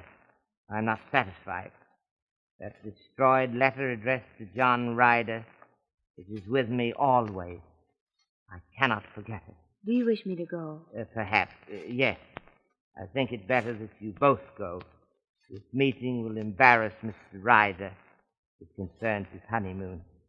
It would not be fair, I think, to question him before you. Come on then, Leslie. We'll take a walk. All right. I want to do a little investigating around the garage. Mr. Ryder's in his room.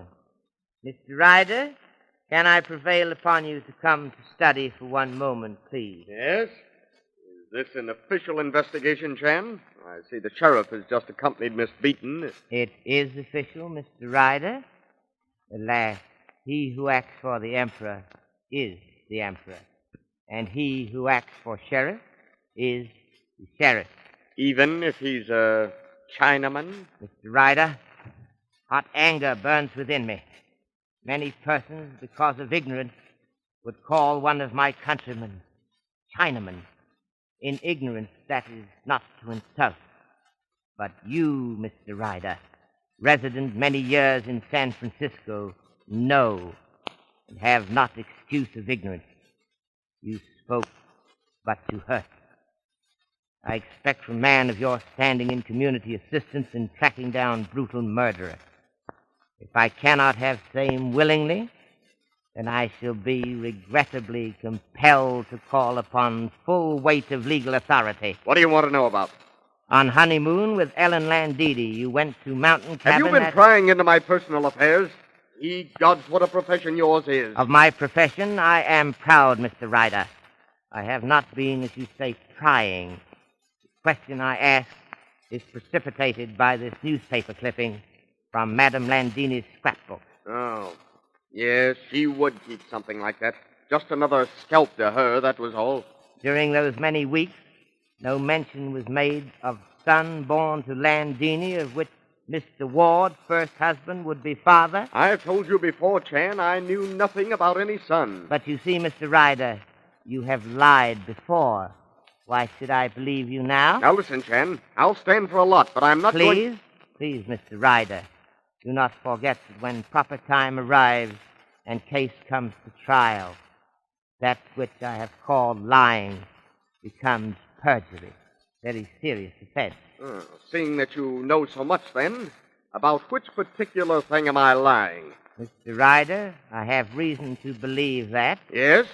That you think you know who is murderer of Madame Landini. Will Charlie Chan's blunt accusation force the taciturn Ryder to admit something he has withheld? And what of Ah Sing? Did he know more of that key than he disclosed? After you've heard from your sponsor, Inspector Chan will be with us again.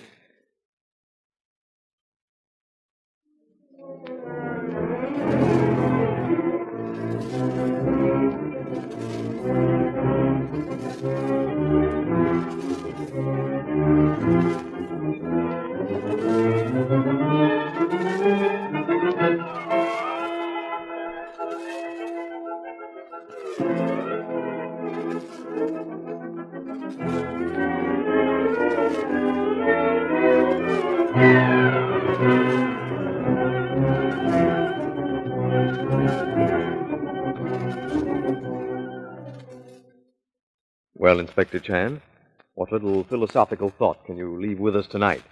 Persons are eternally asking, what is most precious thing in the world? Many years ago, famous Mandarin was asked same. He replied, family reputation for integrity, which is benevolent shadow under which descendants live, is most precious family possession.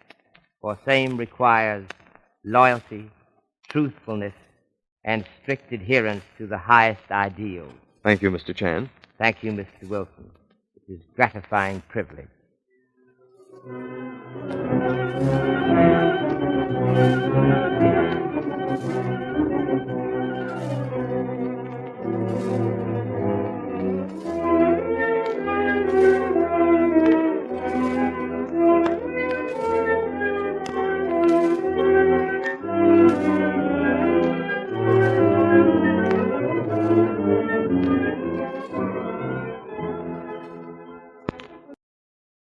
Welcome back. Some interesting interactions here and a nice little bit of singing, which is something typical you'd see in movies of the era. Whether it was a comedy or a mystery or western, it was not at all rare for the film to take a couple breaks from the action and the story to have one of the characters sing. Occasionally, it would be someone who was in the film to sing, but couldn't act, but not really a problem here. We don't really get these in mystery programs, but it's kind of appropriate we got it here because, as I said, this feels like a long-form 1930s movie. And Drink to Me Only with Thine Eyes, it was actually one of those just great standards. It's a classy, beautiful song with lyrics written by Ben Jonson in the 17th century, and the arrangement here is from the early 19th century. This also makes it a great song to feature both in film and on radio, as you don't have to pay for any musical rights, which might explain its popularity during this era. I will be annoyed if YouTube dings this episode for the song anyway. Now, as to the three suspects we interacted with here, Romano I just don't know. Yeah, he could be acting, and it's hard to buy his. But I really loved her when he seems a bit giddy about getting her money, or I guess real estate he can convert into money. But it does come down to a question of whether he really knew the will hadn't been signed. As for Ah Sing, I always feel like when it comes to pointing out potential evidence against him, it's just the thinnest of thin gruel. Did he wipe the key before bringing it to Chan to protect himself? Or, if he didn't kill Landini, the actual murderer? Maybe, but there, again, we get back to the lack of motive, and it seems the only way you get to him as a plausible suspect is by just drawing the most sinister inference from everything he does. With Ryder, I'm beginning to think he looks so suspicious because he's just one of those really unpleasant and difficult people who makes everything just unpleasant, and that he actually did anything.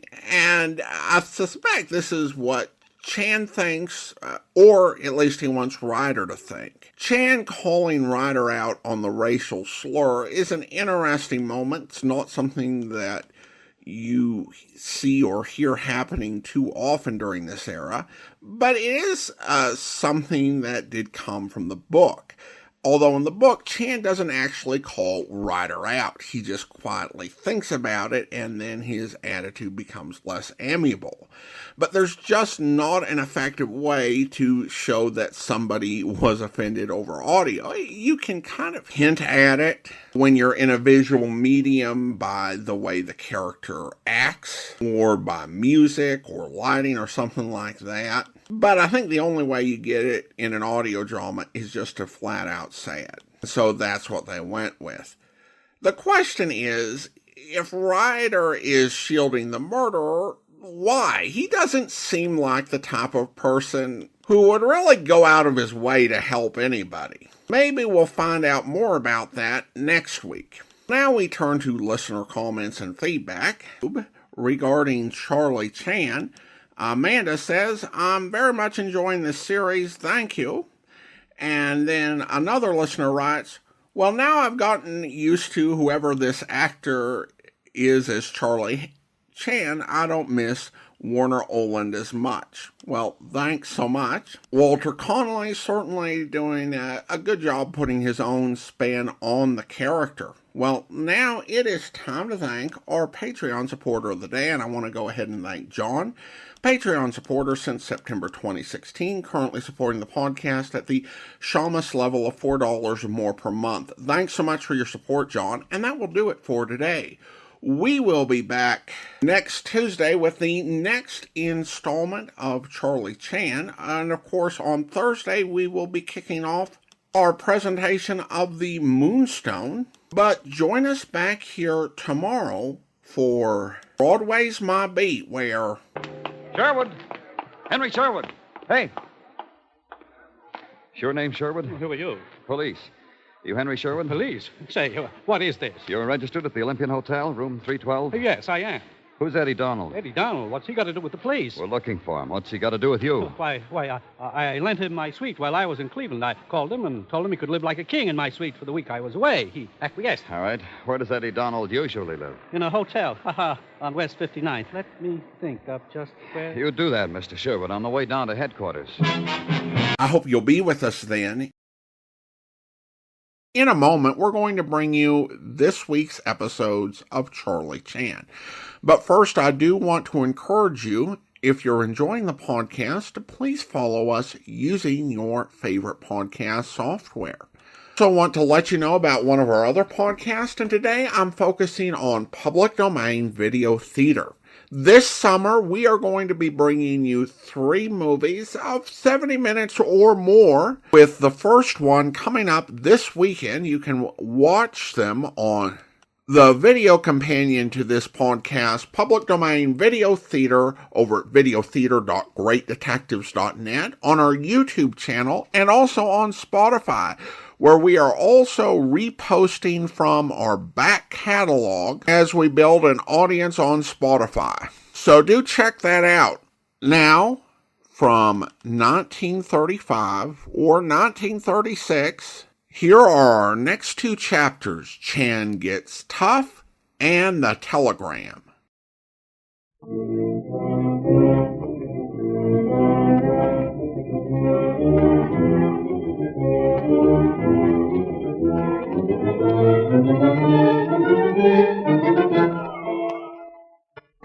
The most delightfully fascinating character in the realms of mystery, Charlie Chan.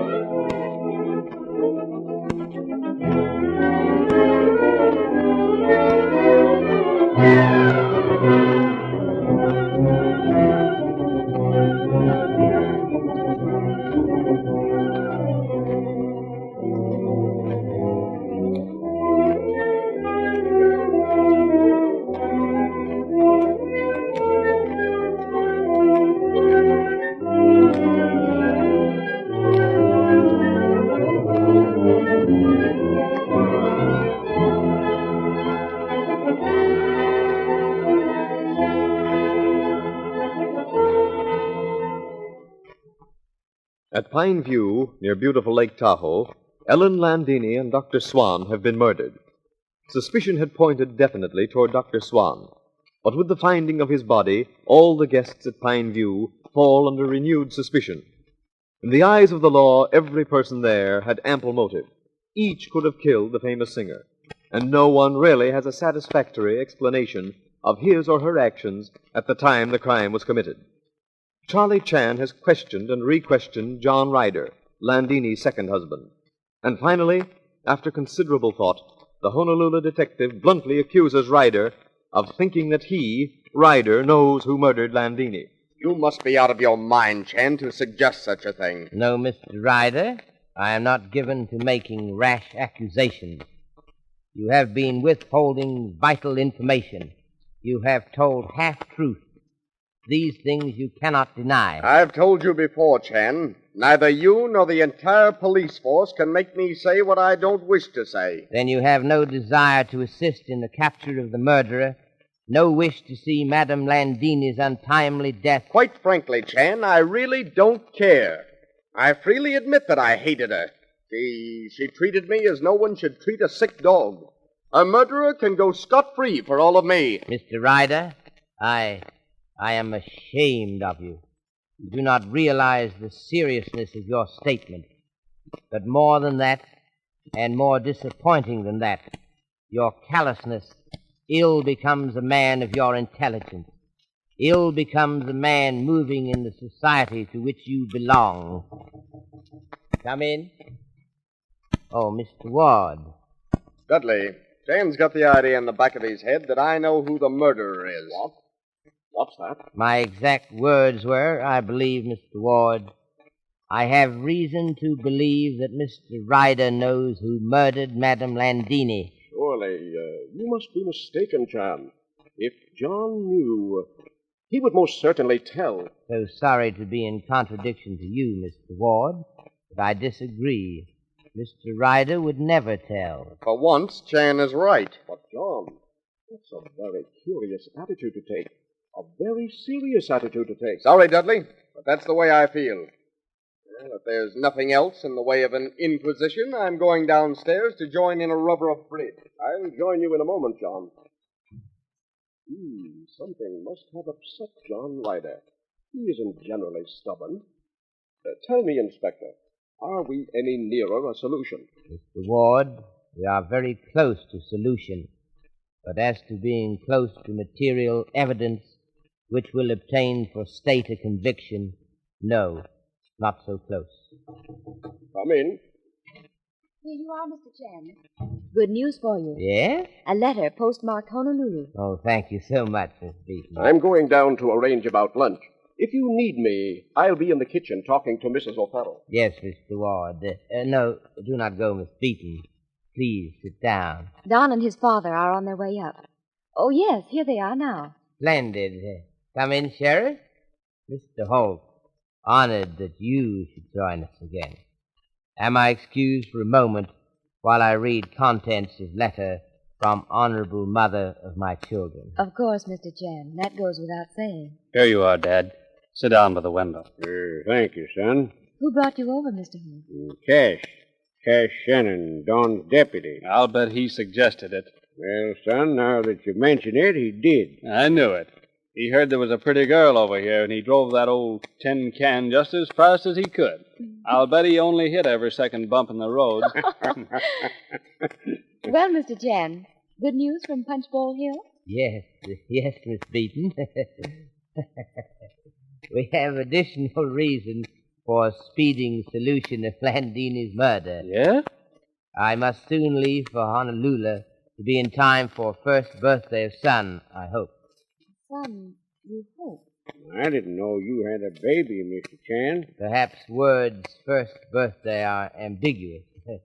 Perhaps more correct to say initial birthday. Kind of anxious to get home, aren't you, Mr. Chan? Indeed, yes, Mr. Holt. Man gets very lonesome away from center of family circle.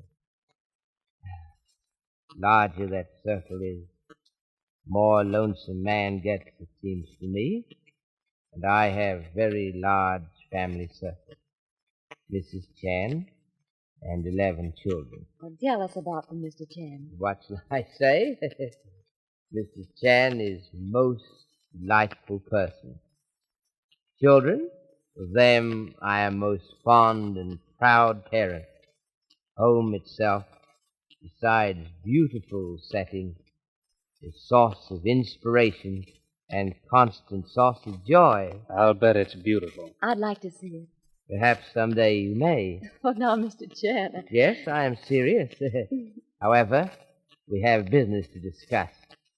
I have had very strange interview with Mr. Ryder, which did nothing else but convince me that he thinks he knows who murdered Landini. He thinks Ah Sing did it, eh? That is correct.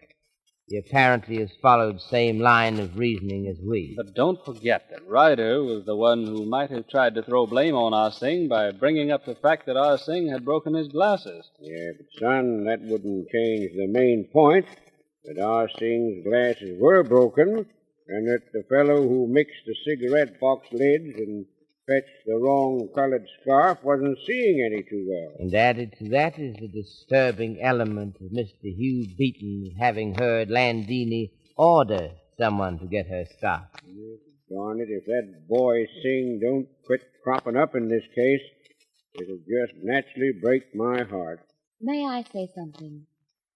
I don't think that Romano's surprise was very genuine when he learned that Landini had never signed her new will. The will in which she was to leave everything to Hugh. That is quite correct, Miss Beaton. One should remember that even if one wins the race, the torn sandal betrays the stumble. Romano should have realized that I would make discovery that he wrote Miss Meacher asking about said will. But look here, Inspector. If Romano had wanted to throw suspicion on anyone, he could have thrown plenty on Ah Sing. That is true, Sheriff. Perhaps it is that Mr. Romano spoke truly when he said that he had given us clues, importance of which no one of us is able to grasp. Perhaps when you go Mackay, you had better send Mr. Romano to see me. Go Mackay? What's that? Another word of my native Hawaii. Oh. But you will have working knowledge of Hawaii before you make trip to paradise the Pacific. Mackay means below, down, underneath. No, on second thought, I shall accompany you. Ah. I perceive Mr. Romano entering own room. Oh, Mr. Chan, if possible, I would like word with you. Certainly, Mr. Romano. I will join you all downstairs. Makai. That's correct. You are apt pupils. Yes, Mr. Romano. Will you sit down, please? Thank you. And what, Mr. Romano, is troubling you? Mr. Chan, this news I have received, this fortune which have been dropped in my lap, so to speak, it have made vast difference in my life. A pleasant one, no doubt? Naturally. From a pauper I ascend suddenly to a man of property. What is my first reaction? To get away from this spot, lovely as it may be, to hasten to New York, to realize my inheritance, then to London, Paris, the continent, where I shall feel at home. I shall sit in the twilight, in the piazza at Venice, while the band plays music. Ah, yes, music. Perhaps again I shall conduct opera. Who knows? Oh, but I ramble. Tell me, Mr. Chan, we unlucky ones who cannot give a satisfactory account of ourselves, how long must we languish here? You must languish till guilty person be found. Then we may go. Those who are not concerned, yes. But one who had information, who perhaps assist in the arrest of the guilty, what of him? Such a one would, of course, be forced to linger here. Ah, that would be so unfortunate for him. But then, I am not surprised. Long ago, I find that there is no justice in American law. And this information you have, Mr. Romano, which will assist in arrest of murderer, what is it? I do not understand, Mr. Chan. I thought, Mr. Romano, that what I asked you was really quite simple. This information which you fear may keep you here longer than you desire to stay, what is it? Oh, but you are mistaken, Mr. Chan. I do not have such information. I was merely asking, shall we say, a hypothetical question. So sorry, Mr. Romano, but you are not telling truth. You have information. But to disclose same, you are afraid? Signor, you are attacking my honor. I am... Enough, please. You will not tell me? I have nothing to say, Mr. Chan. Later, perhaps, Mr. Romano. After I have received answer to wire sent to Madame Landini's lawyers in New York, you may change your mind. You have a wire them? Well, what do you wire them? That, Mr. Romano, you shall learn in due course. One thing sadly lacking in this mystery is true motive for murder. If person knew that, he would benefit by death of Madame Landini, then that person would probably be arrested by police. But, Mr. Chan, this is not fair. It is outrageous, monstrous. Why should I, anyone, be... Ah, Mr. Romano. Lunch. Shall we go together? But perhaps I should not insist. Perhaps now you do not have very good appetite for lunch? So Romano has information and then attempts to deny it. And what of his alarm at the fact that Charlie Chan has wired Landini's New York attorney? Your sponsor has a word for you, after which Inspector Chan will be with us again.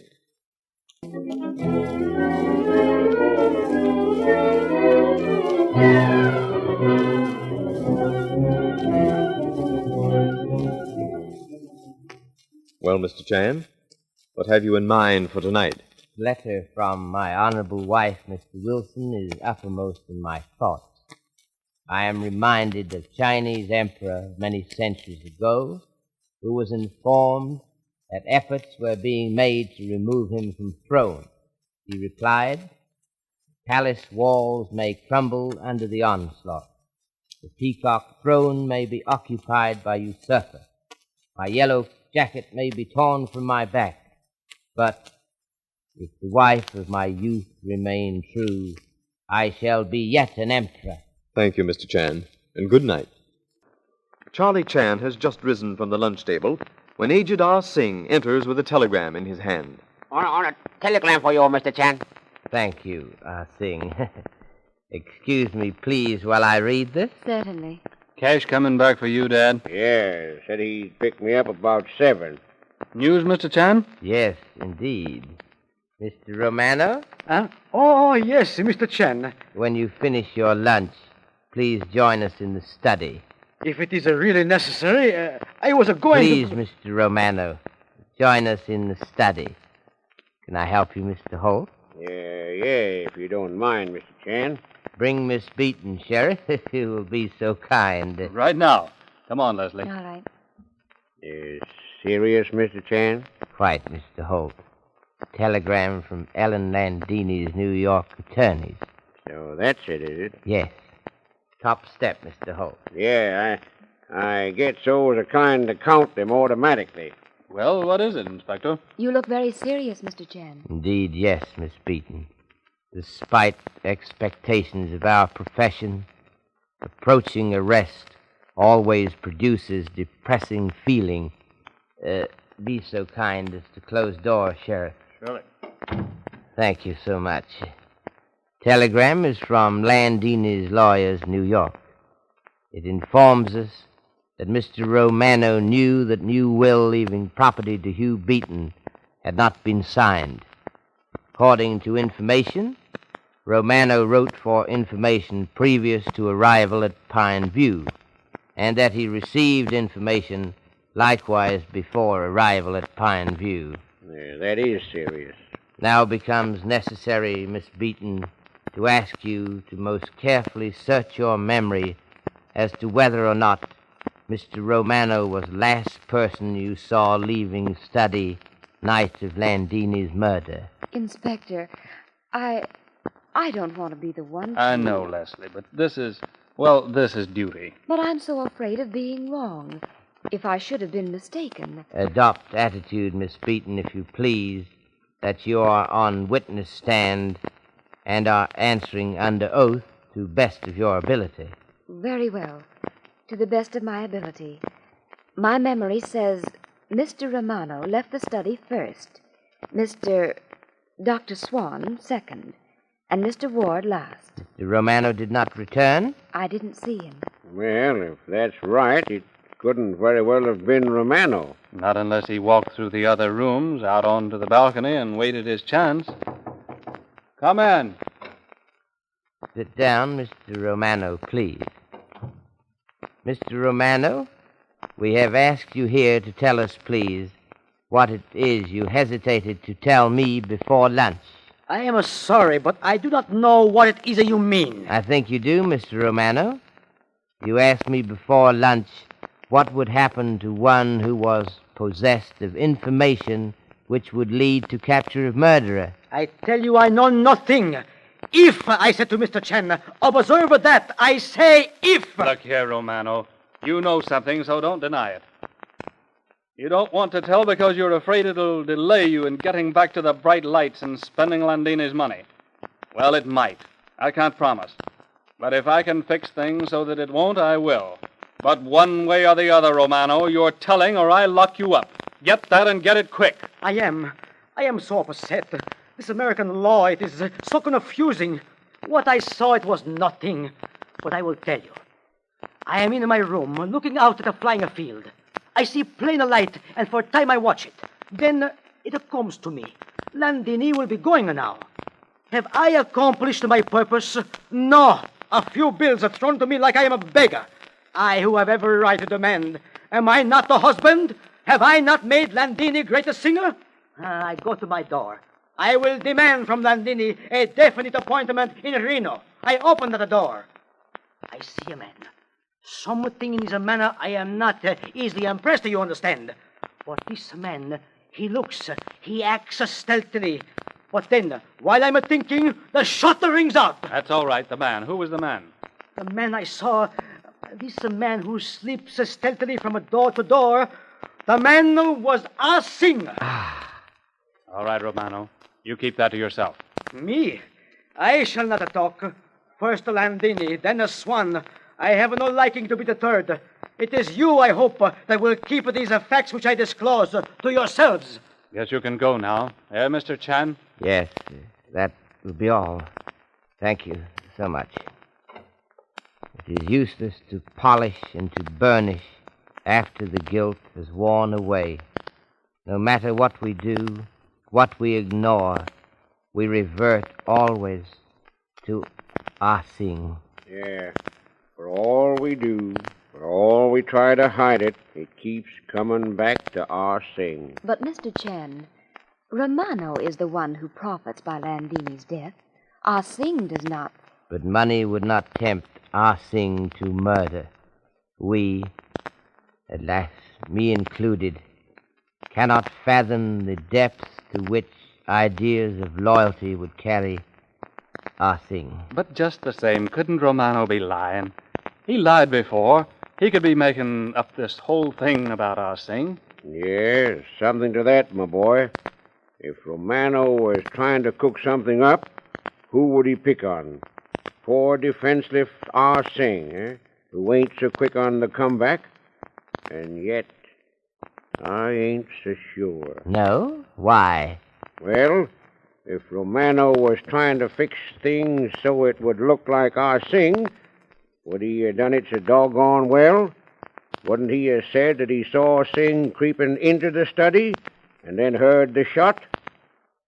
No, Inspector. It rings too true. It ties in with the facts too well. Yes, Mr. Holt.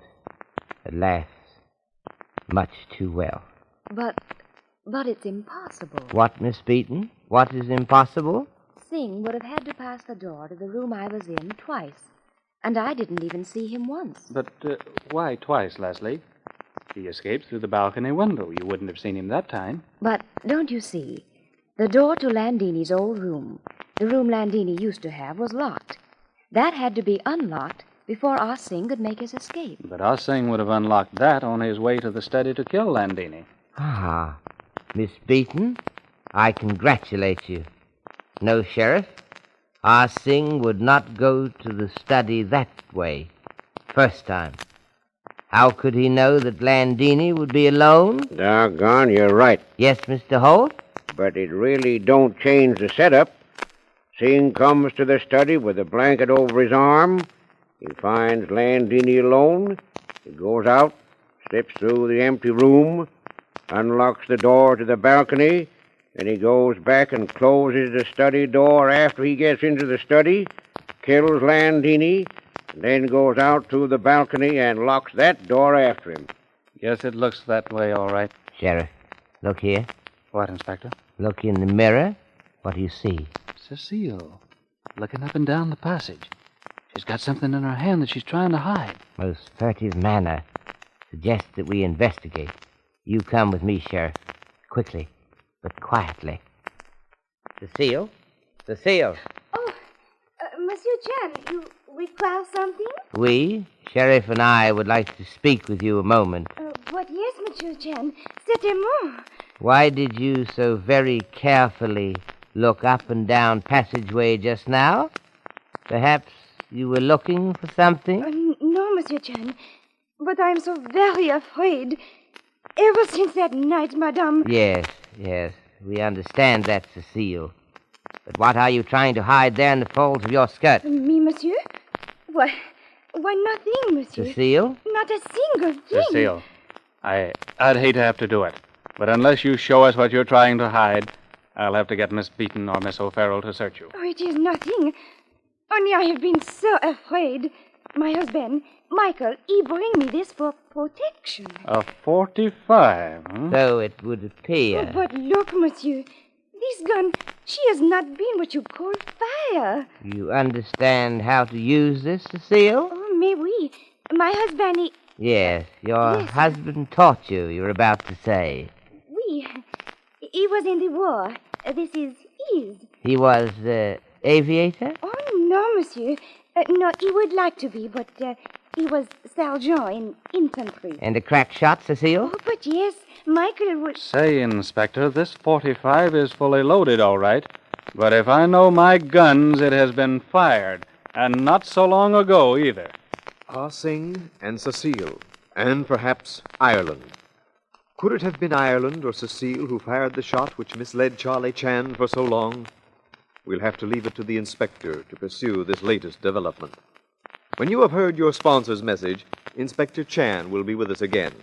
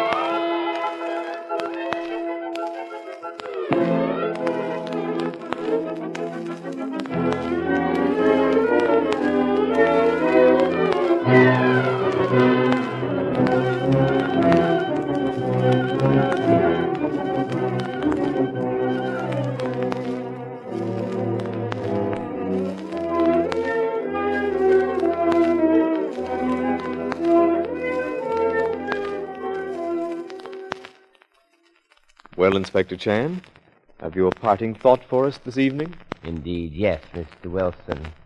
I'm thinking of Chinese proverb which says, when man is seen continuously in company of worthy persons, his name will be free from taint of scandal. But when man has reputation of consorting with persons of ill repute, protesting his innocence will avail him but little. Oh, very true that is, Inspector. Thank you, and good night. Thank you, Mr. Wilson.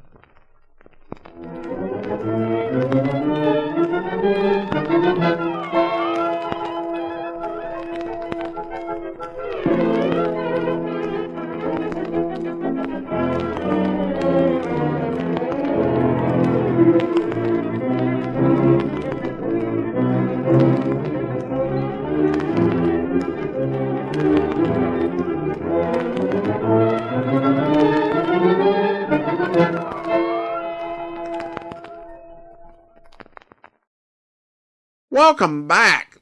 Charlie Chan getting tough seems more like Charlie Chan getting mildly annoyed and providing some limited pushback and trying to get compliance while offering mild rebuke. But I guess for this portrayal of Charlie Chan, that's getting tough. Also, I love the character moments in the first episode when he's talking about his family and his life in Hawaii. And to be honest, I think that sort of warmth and dimension to his character makes him stand out from many of his brethren in the world of fictional Golden Age detectives, which often get divided into things like hard-boiled or more cerebral detectives. But the vast majority of the popular detectives of the era were bachelors, and even more were childless. Even with Nick Charles, who became a father in the Thin Man movies, I don't think being a father redefined him. It caused him to clean up his act a bit, so he wasn't constantly plastered as he was in the first Thin Man movie. But I think with Charlie Chan, being a father of 11, it's such a big part of his character and who he is. And you can see the ease at which he goes into this sort of fatherly warmth that's really typical of his interactions.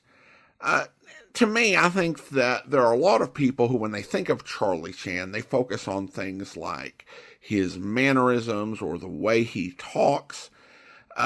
But his general demeanor and approach as a family man ground him, and I think it's an underrated appeal that makes him stand out, which I think is a good point to bring up as we're approaching Father's Day at the time that we're first releasing this podcast.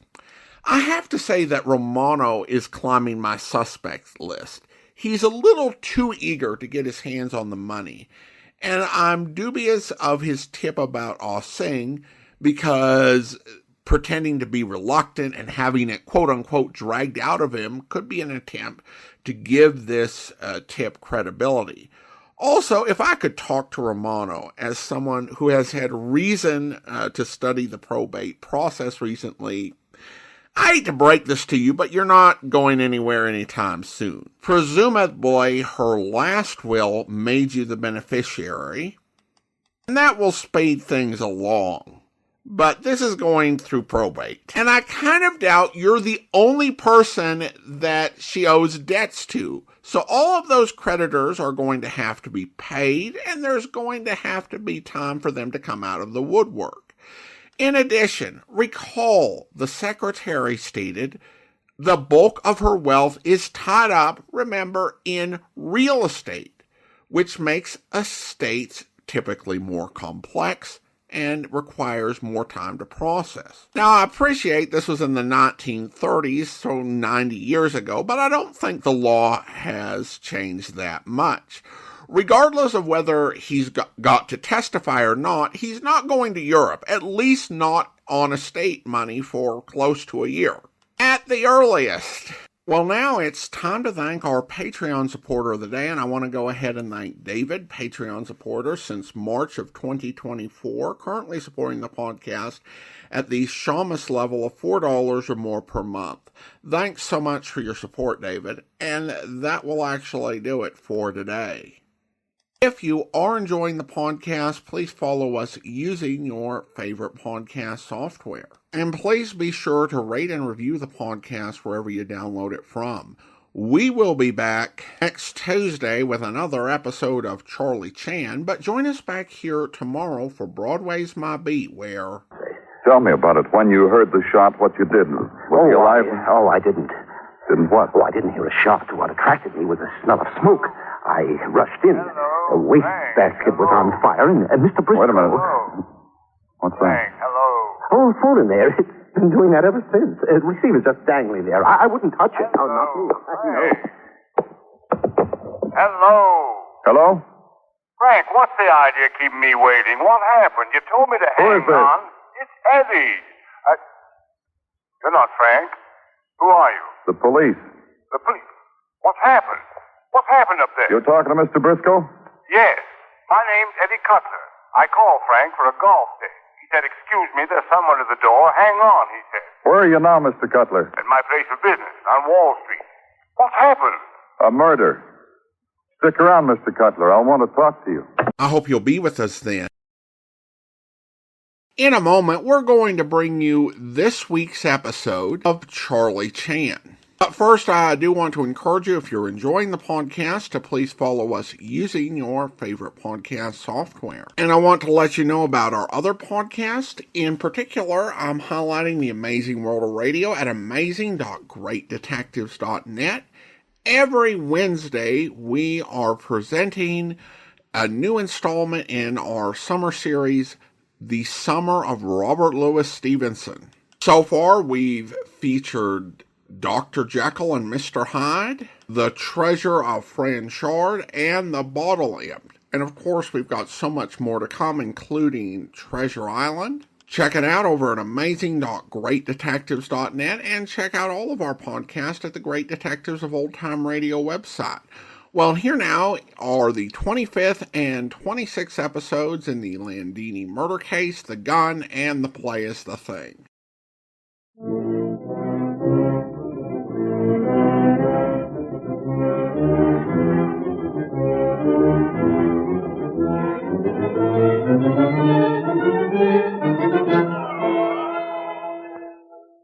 The most delightfully fascinating character in the realms of mystery, Charlie Chan.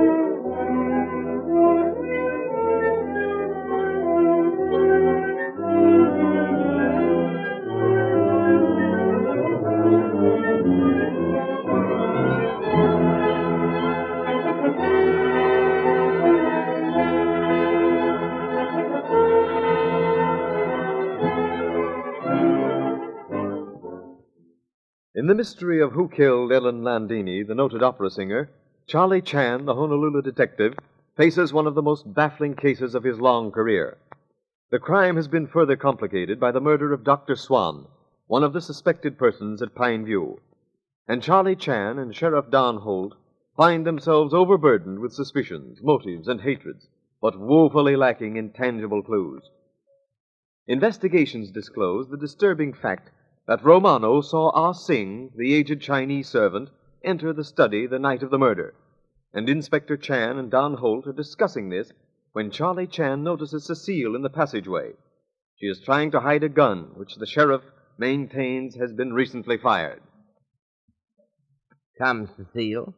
Better, I think, that you accompany us to study. But, Monsieur Chan, I can explain. Precisely, Cecile. That is reason we are asking you to enter study in order that you may explain in comfort and in detail. This gun, it is my husband. Oh, first the death of Landini. I am scared. Then the death of Dr. Swan. I am more scared. I asked Michael, please bring me that gun. I keep it in my room. Do you make a habit of carrying it with you as you go from your room to the kitchen? Oh, no, Monsieur Sheriff. But this morning, I find someone search my room. I think perhaps Monsieur Chan, perhaps Sheriff. Oh, suppose they search again, find gun. Then they blame Michael for this murder. Why, Cecile, should you assume that we should be likely to blame your husband? Because, Monsieur Chan, because... Yes, Cecile, because? Because, Monsieur, it was not a secret that my husband hates that Swan. Many times before, my husband, he say, I could kill that Swan like what you call imbecile dog. But that, Monsieur, you understand, was nothing but talk. Oh, he talked too much, my husband. I'm very much afraid, Cecile, that talking too much is a family complaint. You are guilty. Me, Monsieur? Guilty? Oh, no, Monsieur Chan. I did nothing, I tell you before. Permit me to finish, Cecile. I was about to say that you are guilty of carelessness in speech, partly due, no doubt, to difficulty of expressing yourself in English. Oh, mais oui, Monsieur. Oh, but yes, that is it. Oh, you do understand. Oh, Monsieur is so kind. You overwhelm me, Cecile. Please, the gun. Sheriff, I think it better that you deprive gun of potential danger to life by removing cartridges. Right, Inspector. I'll put it over here on the desk. Yes, splendid. Cecile, for a moment, I am glad to say that I believe you. Further developments may cause me to change mind on that point. However, in meantime, you may go. Eh bien, merci, Monsieur. Thank you. I can't believe that Cecile is guilty, Mr. Chan. I do not think so myself, Miss Beaton. But beware the mother eagle when the eggs are hatched. Cecile was madly jealous of Landini's attachment for husband Ireland. And do not forget, I saw the look in her eyes that fateful night when Madame ordered Cecile to fetch blanket for little dog Trouble. And do not overlook Cecile's statement that her room had been searched. Right, Inspector. But we mustn't forget that Leslie didn't see Cecile either enter or leave the study after you saw her walk down the hall. Again, I say, soon the teacher will be taking lessons from the pupil. Pardon me while I walk up and down rooms. If not neglect entirely exercise, weather here not too good for a daily walk. I am missing daily stroll along 4th Street in Honolulu. You have something on your mind, Mr. Chan. Something more than usual. What is it? Indeed, yes, Miss Beaton. You see, as I said before, I am very fond of Sheriff. Yes? Nothing would give me greater pleasure than to stay here and assist Sheriff in solution of his first case. But purpose for which I came to Pine View, it is fulfilled. The tracing of Mr. Ward's son. I feel that I am staying as uninvited guest. Oh, shucks, Mr. Chan. Mr. Ward wouldn't feel that way. He wants this thing solved as much as we do. Quite so. But I have no official capacity. Why don't you talk to Mr. Ward? I know he'll want you to stay. Go and talk to him now. He's in his room. I saw him as I took Dad downstairs a few minutes ago. Very good. I hope that others are as wishful that I remain as you. It may be compliment to host when guests remain long, but it is sign of thoughtlessness on part of said guest. I'll go down and phone Cash Shannon to come over and mount guard while we go off on our little investigation. Oh, you're both going away? For a brief hour or two, no more. The deputy sheriff will amuse you. Oh, all right. But I wish you weren't. Come in. Mr. Ward, I am embarrassed. Purpose for which I came to Pine View is achieved. Sad ending, I'm sorry to say. But whereabouts of your son is determined, and And, you should have your check, of course. Careless of me. Please, no. Such was not my intent. I merely dislike to remain here as added burden to your hospitable nature. Nonsense, Chan. Glad to have you here. The sheriff wants you to stay, and that's enough for me. Besides, I want this mystery cleared up. But, Mr. Ward, have you thought of possible consequences of clearing up mystery? Hey, what's that? What's that you said? At moment of murder, 5 persons were wandering alone in house. In Swan, Romano, Miss Beaton, and Cecile, I presume you have no great personal interest. But in Fifth? The Fifth?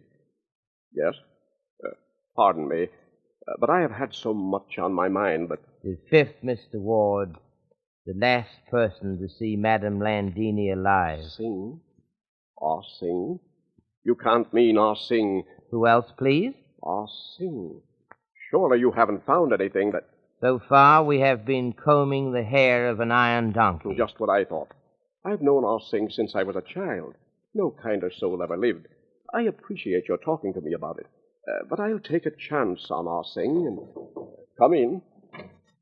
Oh, yes, John? I was looking for Chan. Don Holt said he was here. And I'm leaving, so sit down. Thank you. But we can retire to study? It's all right with me. You have something to tell me, Mr. Ryder? Yes, Chan. Then be seated. Chan, I wouldn't have you think that... Well, I'll explain. You read that clipping from the paper about my honeymoon with Landini. I'd always admired her. I followed her after a decent interval when she divorced Dudley. I found her in rather a discouraged mood. She agreed to marry me. Said she'd give up her career. Case of whither thou goest, a grand overpowering love. It lasted nearly a month. I'm all attention, Mr. Ryder. You see, I was bound for the mine. She came along. And it started to snow, and she couldn't get out, so she began to think. Night after night, it was what she'd given up for me. Paris, New York, London, Berlin. I reminded her of what I had given up. My freedom, peace of mind. And our hatred grew. You have my sympathy. Your pardon, Mr. Ryder. I am not inattentive, but I am examining brooch which was found on floor. Well, toward the end of the winter, I fell ill, desperately ill. But she scarcely looked at me. She left me there in my bunk at the mercy of a stupid old man who worked for us. When the first sled left in the spring, she left with it. That, Chan, is why I hated her. But it wasn't the kind of hate that leads to murder.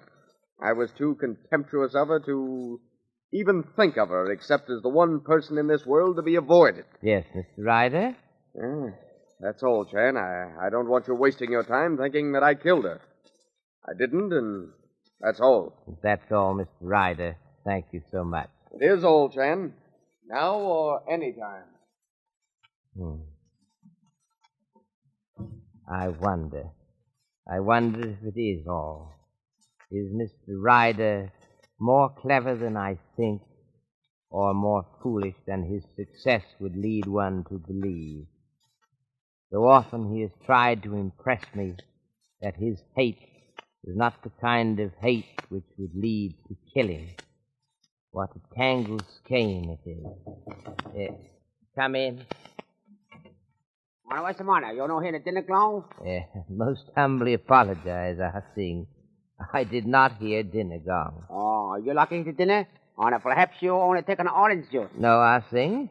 To be perfectly frank with you, I am looking forward with much anticipation to dinner. Oh, more better you come then. Now, you sabe. One time, little more than he all the same gets cold. 15 seconds, Ah Sing, no more. While I complete scrutiny of article I have here, be so pleased to pass me glass on top of desk. Oh, sure. This one all the same, he somehow got out the continue power. What's wrong, Ah Sing? Oh, gun. You catch him gun? Gun? Yes, Ah Sing. I catch him gun. You have seen gun before? I think see gun before? Oh, you're crazy. No. No, I see him. Do not lie to me, Ah Sing. You have seen gun before. Tell me. No can lie, boss. I think no can lie no more. Yeah. Me see him gun before this time. Yes, Ah Sing. Continue, please. This all the same belong I think. This gun belongs to you, Ah Sing? Sure. Now no can help. Not can hide. This all the same my gun. Before Charlie Chan can prevent him, Ah Sing picks up the revolver. His glance of scrutiny changes to a bland expression belying the cunning in his eyes, and he turns to Charlie Chan. Me all the same crazy, boss. This is no my gun. No, Ah Sing. What makes you think that? Oh, me no thinking. Me sabe too much. This is all the same and not my gun. But you do have a gun, Ah Sing? No. Ah Sing no got gun. Please, Ah Sing, explain your contradictory statement. Oh, long time before, somebody he break, sabe tie a break in this house. Me think more better me get some gun. Oh, me catch some gun all right. But now no can tell where gun he stay stop. You mean that someone stole your gun? Oh, maybe no steal. Can't the man come on this place in summertime? Maybe somebody make a mistake. Take my gun. Oh, too bad, but no can help. Suppose you like eat dinner? More better you hurry. No, thank you, Ah Sing. This is more important. Oh, me sorry me make a mistake, but me think that gun long time gone away. Me thinking he come back, that's all. How I sincerely wish that I could believe you, Ah Sing. Oh, you don't believe you all I sing, huh? Oh, too bad. No can help. Oh, here you are. We thought you were coming down to dinner. Sit down, Mr. Holt. You too, Sheriff. That will be all, Ah Sing. No, it's Mr. Chan. No, thank you, Ah Sing.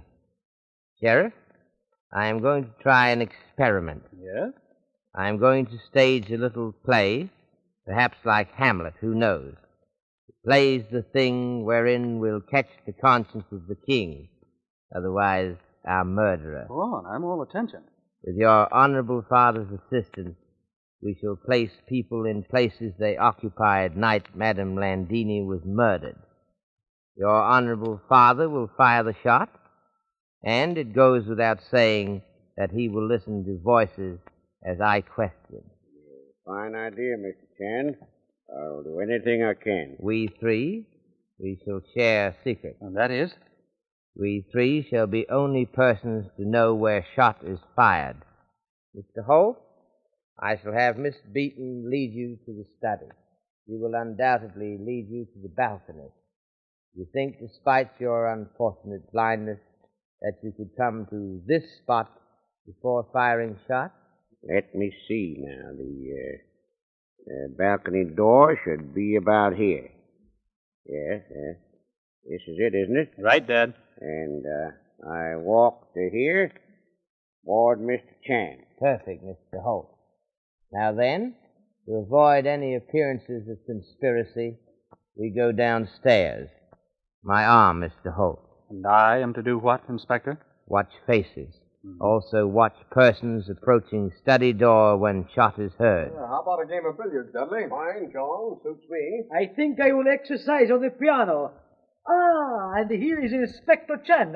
We missed you at dinner, Inspector. Yes, Inspector Chan. You missed a delightful dinner. Sometimes investigations of murder are a very prolonged series of eliminations.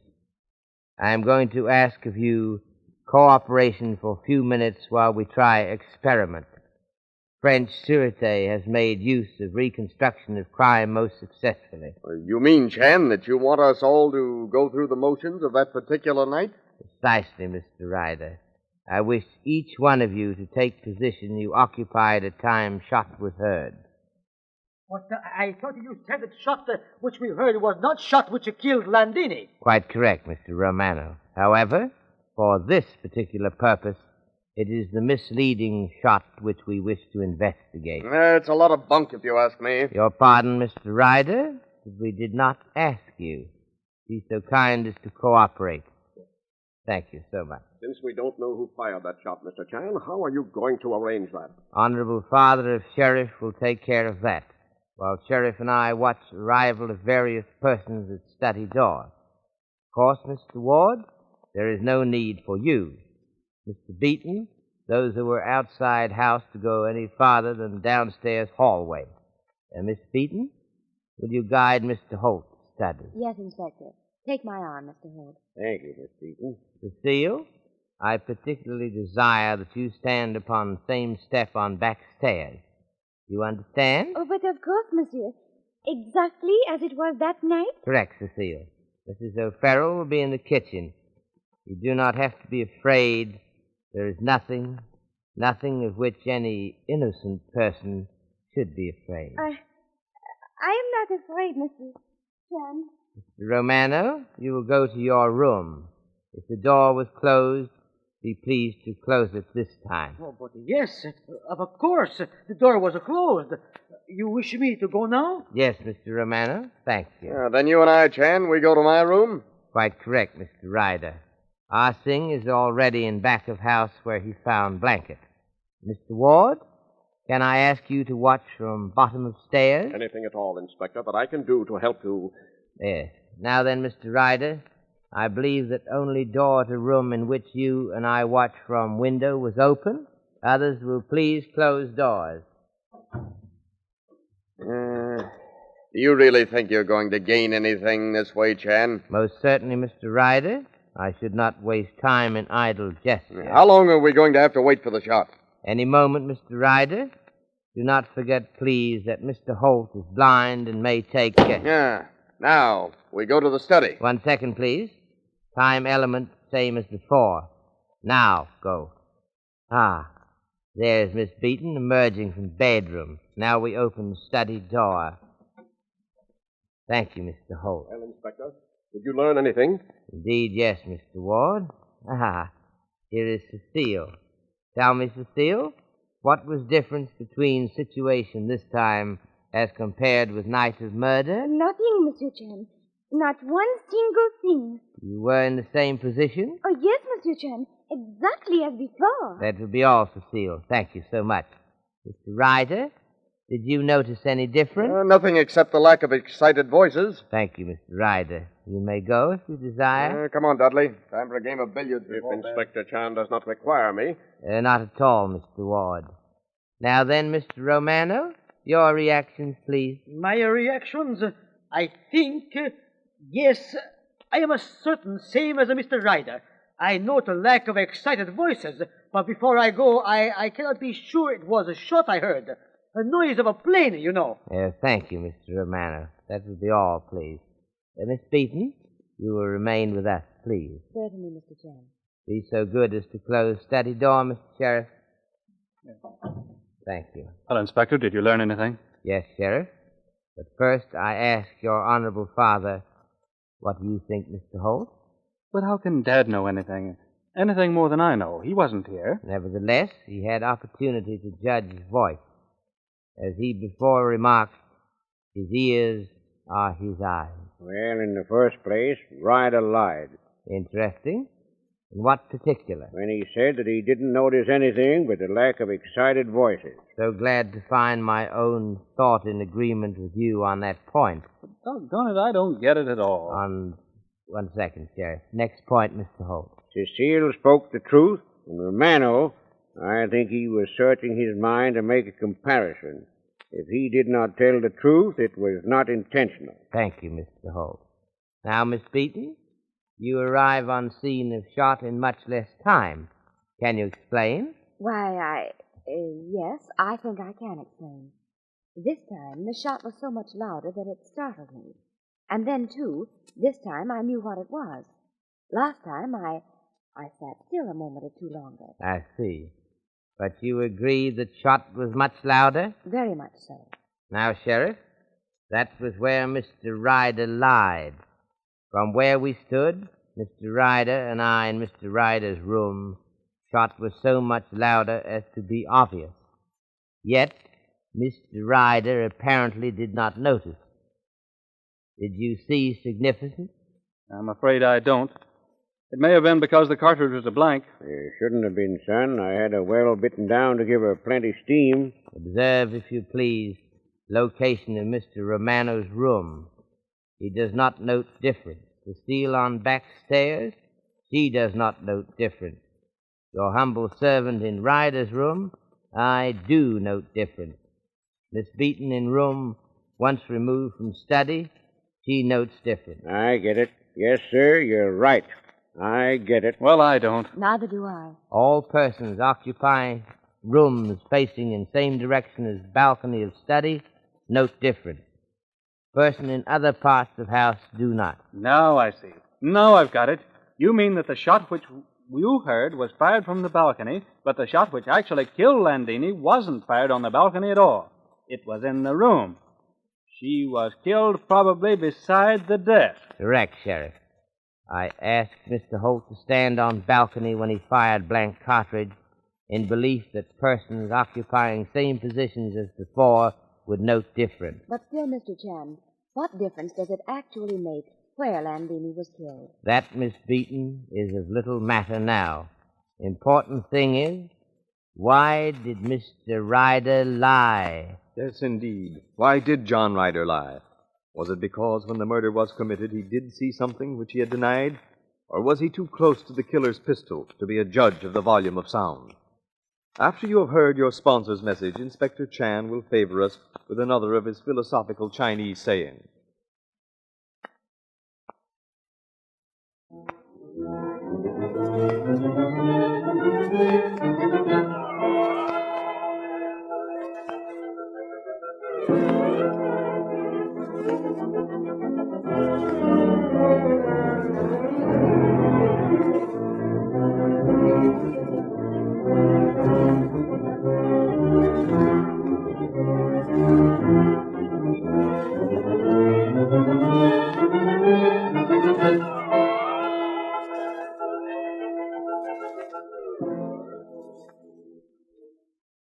Mr. Chan, I want you to know that our audience is very appreciative of these little good-night thoughts.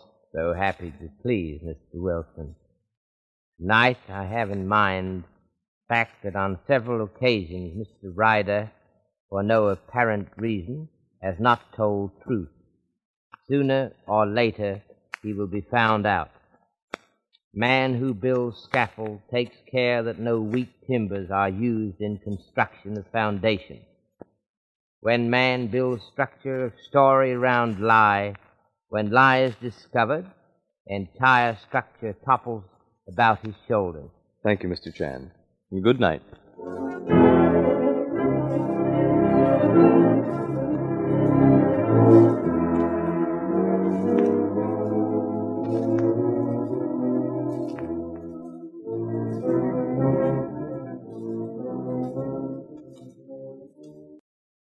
Welcome back. The part where Ah Sing thought the 45 was his was actually the cliffhanger to episode 25.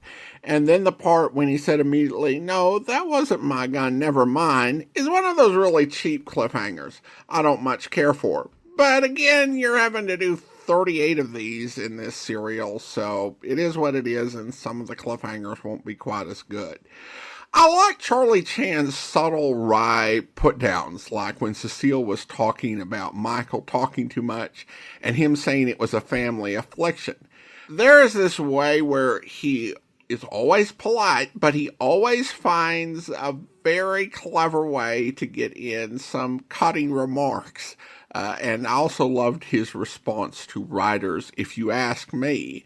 I also appreciated him checking in with Dudley Ward. On these programs and in detective fiction in general, particularly during the golden age of radio, detectives seem to think that the presence of a corpse justifies them taking charge and remaining, but Chan's thought process is, I don't have official authority, and I'm beyond the remit of what I was brought here to do.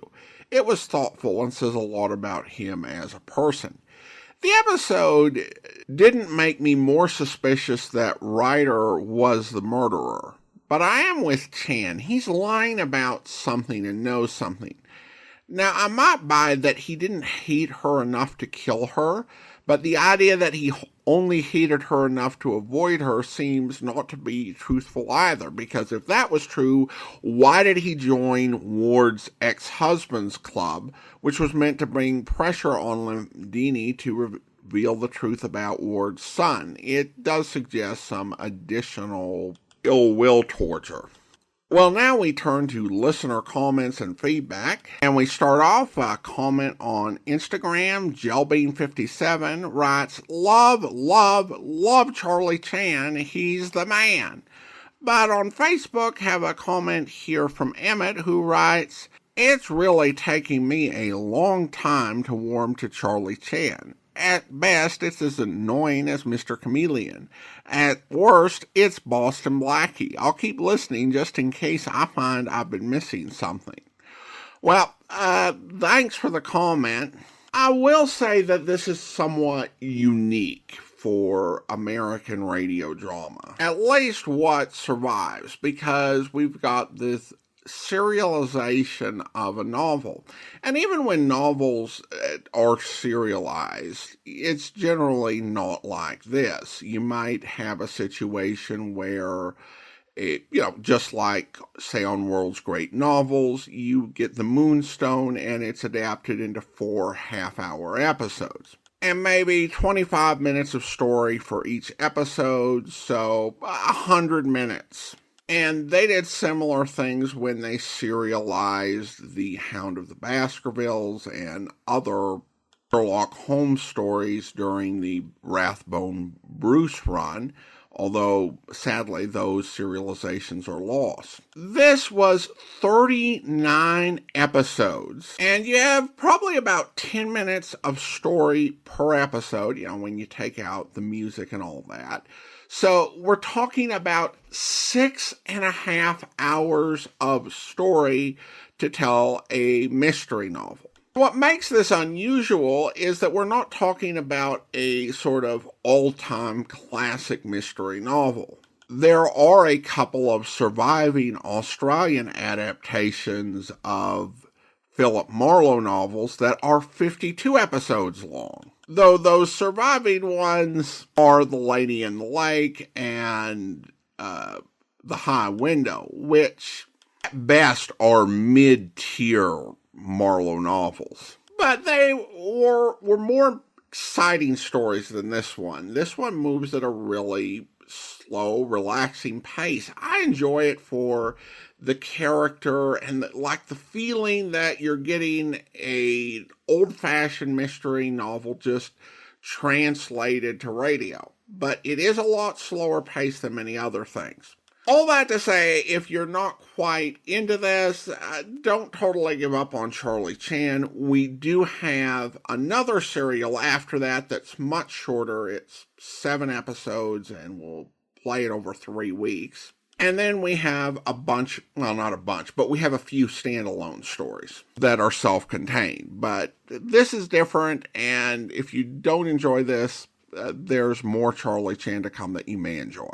And then we have a comment from Dean, who writes, one thought that maybe makes sense as to why the blackmail continued is that while we are told he is the son, he is not the biological son. She had an affair that was very serious. Thing that was very bad for the public image of yourself back in those days. So avoiding scandal at all cost was her only hope. I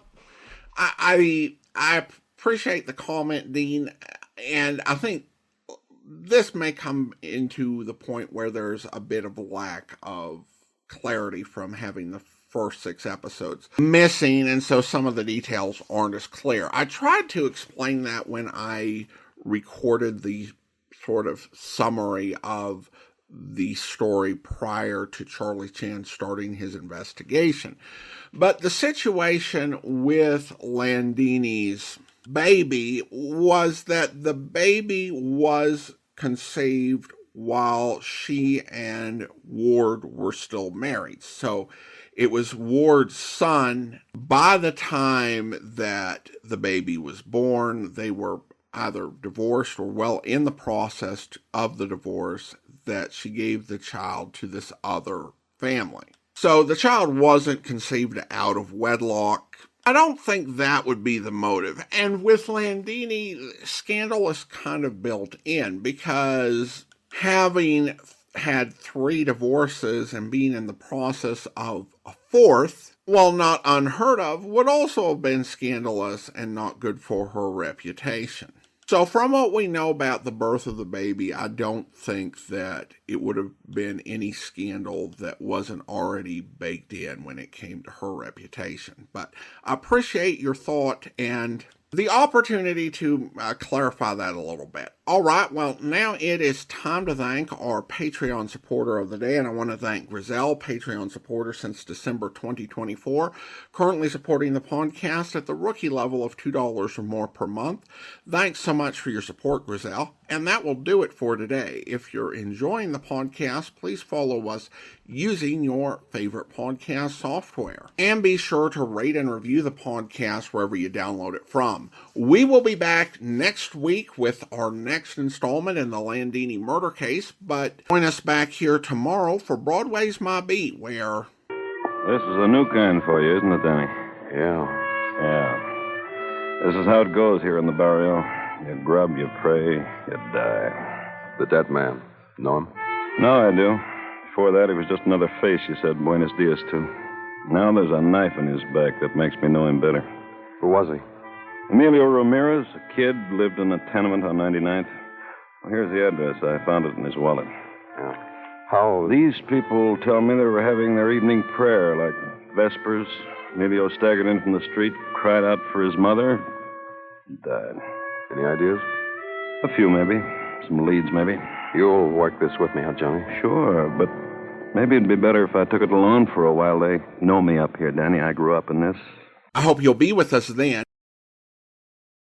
In a moment, we're going to bring you this week's installment of Charlie Chan. But first, I do want to encourage you, if you're enjoying the podcast, to follow us using your favorite podcast software. I also want to officially announce the start date for our new adventure podcast, The Great Adventurers of Old Time Radio. Like great detectives, we're going to be going through a wide variety of adventure series. We will have 2 different adventure series per week. We'll be starting out with Flash Gordon and Counter Spy. We'll have a lot more details on how this will play out and the plans for the podcast in the coming weeks. And we will have the premiere episode released on the Great Detectives feed on Sunday, July 13th. So we're very excited, and hopefully we'll have a trailer set up soon, and people will be able to subscribe. Might even be able to right now, but I'm recording this well ahead of time. But do be sure to check out The Great Adventurers of Old Time Radio coming next month. Now we return to the mid-1930s for episodes 27 and 28 of the Landini Murder Case, Ryder's Cover-Up, and Blind Man's Bluff.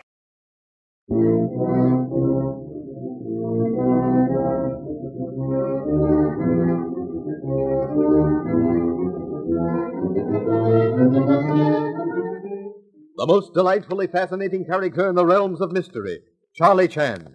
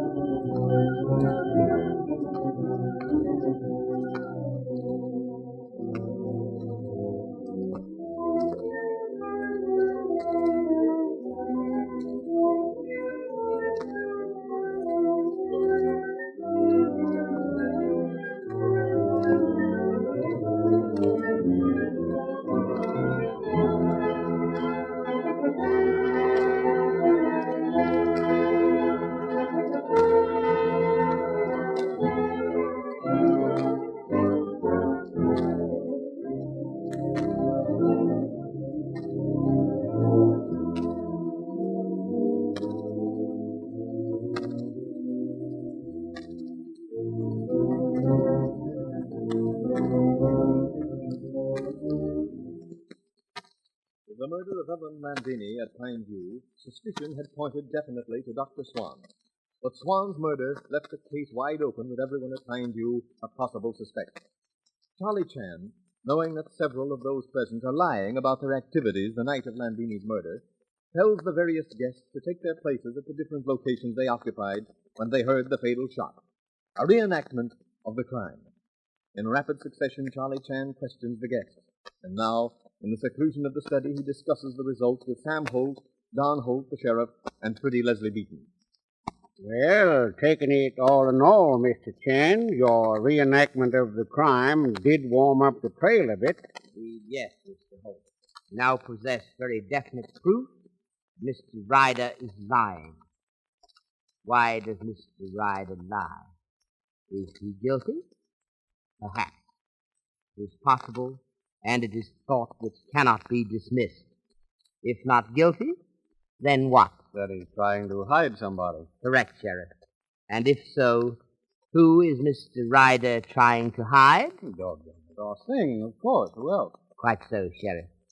Mr. Ryder has undoubtedly found the same answer to addition sum which we have so often added.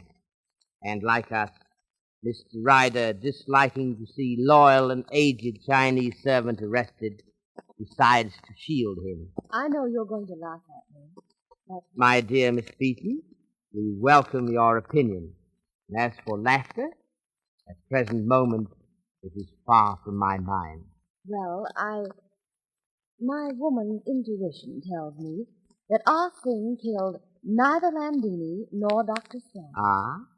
But, Miss Beaton, your woman's intuition, which, by the way, I do not disparage. This woman's intuition, however, does not help in matter of presenting evidence to defend Ah Sing in court. Right, Inspector Chan. And here's something else. And I might as well tell you, I had a call from the DA's office. You did, son? What'd they say? Oh, they were sarcastic. Asked me if we'd given up trying to solve this thing, and if we weren't just having a good vacation at the expense of Dudley Ward. That, I am sorry to say, is what I have been expecting. What other matters did they bring to your attention? I told them that we had the situation well in hand and that they could expect an arrest within a few days. Golly, son, I ain't so sure that I'd have added that last. Oh, they mentioned the fact that if we cared to look into the matter, we'd find there was a young fellow by the name of Hugh Beaton who was heir to Landini estate. To which you answered? That if they cared to look into the matter further, they'd find that Beaton wasn't and never was heir to Landini's estate. Their reaction to that statement? They shut up. Come in. Yes? Oh, Mr. Romano. Mr. Chan, I have come here to have a chat with you. Well, then I'll go. Oh, it is not necessary, Mr. Beaton. What I wish to tell you, Mr. Chan, can be told to everyone, and not only here, but everywhere. You said, that is, you indicated that you have the suspicion of me because I am what you call heir to Landini estate, no? Degree of suspicion, yes, Mr. Romano. When one's chicken coop has been raided, one looks with suspicion upon all merchants selling eggs in the marketplace. But you are agree that the one who killed Ellen Landini is same one who killed Dr. Swan. That is supposition, Mr. Romano, which may or may not be correct. Proceed. But I could not have killed Dr. Swan. I have a witness. As I tell you, I get out of a bed. I have only the pajamas, the dressing gown. Mr. Ryder, Miss Beaton, our singer, they know that is the truth. I could not have gone to house and kill a Swan. We were all waiting for you more than 40 minutes before you and the sheriff returned. How could I be the one to kill Swan? Then, Mr. Romano, you in turn will have to agree to certain facts. What are these facts, Mr. Chan? If you are in possession of alibi in matter of the death of Dr. Swan, then so is Miss Beaton, who was in your presence? Yes, I never have a suspicion of Mr. Beaton. Likewise, Mr. Ryder would be eliminated from catalogue of suspected persons. Certainly, Mr. Ryder, he was with me. And Ah Sing? Do you think Ah Sing could have gone down road to deserted house and returned within necessary time limit? No. Ah Sing, he could not. Mr. Ward? He was in bed. Do you think Mr. Ward would have done so? Impossible, ridiculous. He was in a bed when I went to his room. Then there remains Mr. Hugh Beaton, who was likewise in bed. That is, according to his sister, Miss Beaton. And that's the truth. I believe it. I believe it. Then we come down to Mrs. O'Farrell. I can see Mrs. O'Farrell plodding through the snow, bent on killing Swan. But no, not Mrs. O'Farrell, but perhaps, yes, Cecile. Sorry to disappoint Mr. Romano, but it was not Cecile's footprints we followed in snow. But it could have been her husband. Do not forget that he hated Swan with a hate like the poison of a snake. Would you meet Mr. Ireland in a vacant house at midnight, Mr. Romano, if he hated you as much as he hated Swan? No, most certainly not. Not even for money? Not for all of the money in the world. Then do you think that Dr. Swan was more brave than you? But no, I am sorry, gentlemen. I am make a mistake in thinking I can convince you that I do not kill Swan. I'm sorry, Mr. Romano, but you have exactly the same degree of alibi as everyone else in this case. Yes. Come in, please. You want to see me, Mr. Chan? Yes, Mr. Ireland. Will you be so kind as to look on top of desk and tell me, have you seen that 45 before? Sure. It's mine. I brought it down here because my wife, Cecile, was scared to death. You used it? Used it? What do you mean? Oh. Think I killed Swan with it? Well, you're wrong. Not that I would have minded killing that rat. But listen, I bought the cartridges for that gun after Swan was killed. And the gunsmith will tell you that he remarked that the gun hadn't been fired for years. He, the gunsmith, suggested that I go out in his backyard and fire one shot before I turned it over to Cecile. Which you did? Yes. Then I reloaded it and gave it to Cecile. But if it's alibis you're looking for, I've got a better one. I awakened about 12:30 and remembered that I needed new magneto points for the plane. So I sent a night letter to San Francisco. You'll find that the telephone company has a record of that call. If you fellows keep on providing alibis for yourselves and one another at this rate, I'll begin to think that I killed Swan in my sleep. Only Inspector Chan here can provide a good alibi for me. Yes. Excessive concentration, like excess in anything, not good. I suggest that before it is completely dark, we take a little walk. Appetizer before dinner, if you wish. You take my arm, Mr. Holt? Good idea, Mr. How about you, Leslie? I think it's a splendid idea. Mr. Romano? No, Mr. Chan. This time of evening for singer, it is treacherous. The throat, that is sensitive throat, it cannot stand the dampness in the air. I've got a little job to finish on the car if there isn't anything else, Mr. Chan. No, Mr. Ireland. Thank you so much. We'll go on ahead, Leslie and I. Please do, Sheriff. We older ones will stroll at no doubt more leisurely pace. Man of my proportions will take exercise seasoned with much discretion. Shucks, Mr. Chan, you ain't so large. No? No. A case, no doubt, of overdeveloped chest, which is located somewhat lower than usual. Yeah. Oh, here's back door. Your pardon, Mr. Holt. 2 steps down. That is it. Thanks. Yeah, smells good, don't it, Mr. Chan? Ah, yes. We who live in houses forget. Last too often to be fully appreciative of good things of nature. Watch you don't catch cold, Dad. I'll be all right, son. Now, ain't that the limit, Mr. Chan? Here I'm getting nigh to the end of my days, but to hear Don, you'd think I was just out of the cradle. You got sons like that, I suppose, Mr. Chan? Indeed, yes, Mr. Holt. Princes have censors, and fathers have sons. What is it, Mr. Chan? Again, I repeat, man who hides treasures in snow forgets that summer is coming. Rain has dispersed snow under trees, and I find this. Yeah, feels like a piece of bark. It is a piece of bark, Mr. Holt. Still, I can't... Say nothing, Mr. Holt. Night after dark, with the assistance of your son, we shall forge one more link in chain. Or perhaps I should say, we shall weave one more strand in rope, which will in finish avenge death of Madame Landini. The sheriff, Don Holt, Leslie Beaton, and Charlie Chan are in the study when the sheriff turns to the Honolulu detective and reminds him of one of Romano's remarks. You know, Inspector, I've been thinking a good deal about Romano's remarks that Cecile or Ireland could have killed Swan. Yes, Sheriff? It's quite true that the footprints we followed weren't Cecile's, but it's been done before. Cecile could have been wearing someone else's shoes. I agree with possibility, but frankly doubt that that possibility is correct one. You see, Sheriff, we are dealing with a murderer who is more than ordinarily clever person. Not being wishful of casting any reflection upon Cecile's intelligence, but I doubt her capacity is of sufficient greatness to have perpetrated both murders without leaving more in nature of clues. I suppose that's right, Inspector. Don't you think we really ought to question Cecile? You are quite correct, Sheriff.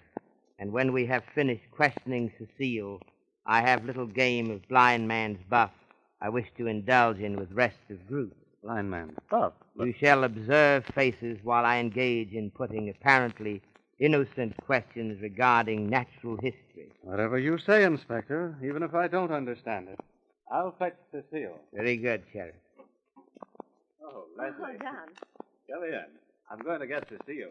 I'll be back in a minute. All right. Please be seated, Miss Beaton. I've just been outside for a minute, admiring the view. It's gorgeous. Magnificent. You really like this country? This mountainous country? I love it. You know, sometimes I believe I'll stay here. Would that be a good idea, do you think? That can be answered only in terms of possible happiness, which, as I have before remarked, is not a matter of geography. I know. Would I, do you think, be contented here? I seek to win reputation as philosopher, not as fortune teller. If I were essaying latter role, I would say it would depend on whether or not you have companion. One cannot applaud with one hand. Oh, well, perhaps I shouldn't have brought the matter up. You are really quite fond of Sheriff, are you not? Yes, Mr. Chan. I like him very much. Come into the study, please, Cecile. Cecile, we have omitted to ask you, what were you doing night Dr. Swan was murdered? What was I doing, Monsieur Chan? I was in bed, asleep. You didn't wake up at all during the night? Oh, but yes, of course. I wake when the doors make what you call banging noise. I get out of bed, but I hear voices. I sing Mr. Ryder, Mr. Romano, so I go back to bed. You heard us sing, Mr. Romano and Mr. Ryder, but you did not hear Sheriff or myself? No, Monsieur Chan, I did not. I was tired, weary. I go right away to sleep, I think. Then you didn't know that your husband got up and telephoned a night letter to San Francisco? Oh, but yes, certainement. But that was before. About a little after midnight, I think. Then you did not hear Mr. Ward return home to Pineview? No, Monsieur Chan. I go to bed about 11 o'clock. I am almost asleep when my husband say, "Town Nation, I've got to phone about magneto points." What these are, me, I do not know, but that is what he say. Then, a little later, I wake with wind banging door. I try to sleep. That is after I hear the voices. Then, clock in living room strike half hour before 1 o'clock. After that, I know nothing till I sing he knock on door in morning, 6 o'clock. I think that is all, Cecile. Have you any suggestions, Sheriff? Not a thing, Inspector. Tell your husband not to go to bed, Cecile. I wish to have a little chat with him. Thank you so much. Well, guess I was all wrong, unless... Yes, Sheriff, unless... Unless the two of them, Cecile and Ireland, cooked up that little alibi speech between them. Man who is on strange pathway would be foolish to ignore any signpost. Suggestion which you have just made, referring to collusion between Cecile and husband, cannot be ignored as possibility. But now, I ask cooperation of both of you. Granted in advance, naturally. Anything at all to cooperate, Mr. Chan. We shall pretend that we have been discussing trees. Trees? Yes, Sheriff. You, if you will be so kind, will try to catch expressions on all faces as my innocent questioning progresses. Okay. I suppose you'll tell me what it's all about afterwards? Yes, Sheriff. But I do not want your observations prejudiced by any advanced suggestions. Shall we go below? But really, Dudley, the situation is becoming difficult. My business is suffering. Now, John. It isn't as bad as all that. Ah, here's Chan now. And Miss Beaton. Sit down here, Miss Beaton. Thank you, Mr. Ward. Fine view, getting a little tedious, Miss Beaton? No, Mr. Ward. You really are the perfect host. You leave your guests to their own devices. We've been having a most interesting discussion in the study. Yes? Indeed, yes. We were discussing trees. Trees? Mm-hmm. Yes, Mr. Ryder. At home, I'm an amateur student of trees. I know the palm, coconut, royal, papaya, all of them. But I must confess myself shamefully ignorant of the coniferous, the cone-bearing trees. I should like to know something about them. For instance, the bark. In a certain family of pines, the bark grows much thicker near the ground, becomes more fragile as one ascends. Are these around Pine View of similar nature? Well, frankly, Mr. Chan, I don't know. I never thought of it. But then, well, I'm not much of a student of nature. Is it too much to hope that you, Mr. Ryder, might have information on that point? It is hoping for much too much, Chan. What should I know about it? But you have been mining man about these parts. You have been snowed in among these very trees? I don't care if I've been snowed in every winter. I don't know. I don't know. Ah, here's our Sing with more logs. Put them on the hearth, Sing. Yes. Perhaps Ah Sing knows answer to my question. What you like to know, Mr. Chan? Can you tell me, Ah Sing, whether or not the bark on these pines is more fragile near the top of the tree? Mr.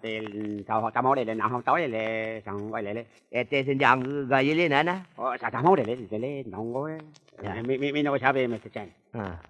But you know, Ah Sing, that is the case in some pines? Oh, sure, yeah. But these pines, Ah Sing no can say. Why you no look at see? Alas, I envy your slim figure. Mine, I'm afraid, not too well adapted to climbing trees. Well, I perceive that in matter of natural history, I have nothing to learn here. I think I shall take a promenade. You care to join me, Sheriff? Sure thing, Inspector. In case you are retired before we return, I bid you all good night. Good night, Chan. Good night. Well, Sheriff, results of observation, if any? Inspector, Ryder seemed unnecessarily brusque. Oh, but then he's almost always is anyway. Quite, yes. As you say, Mr. Ryder is like small boy with chip on shoulder. But what of our thing? I didn't notice anything. I did. I noted momentary glint of fear in his eyes. But we shall see. Perhaps he will fall into trap. We go to back door where Mr. Ireland will be waiting. Well, as I said before, perhaps you'll tell me what this is all about? Sheriff, I promise you, in less than 5 minutes, you shall know, and... Oh, there's Mr. Ireland. You wanted me, Mr. Chan? Yes. Please accompany us to garage. I noted ladder there this afternoon. Ladder? Yes. I've got it out on the terrace. I was fixing a pane of glass on the hothouse roof. Good. We shall use it. It's quite chilly outside. Exercise of climbing will not come amiss. Sheriff, you watch with eagle eye back of house for anyone observing our actions. Here's the ladder, Mr. Chan. Splendid. Up against this tree. There. You, Sheriff, have, I believe, what is called jackknife? Yeah, you want it? Thank you so much.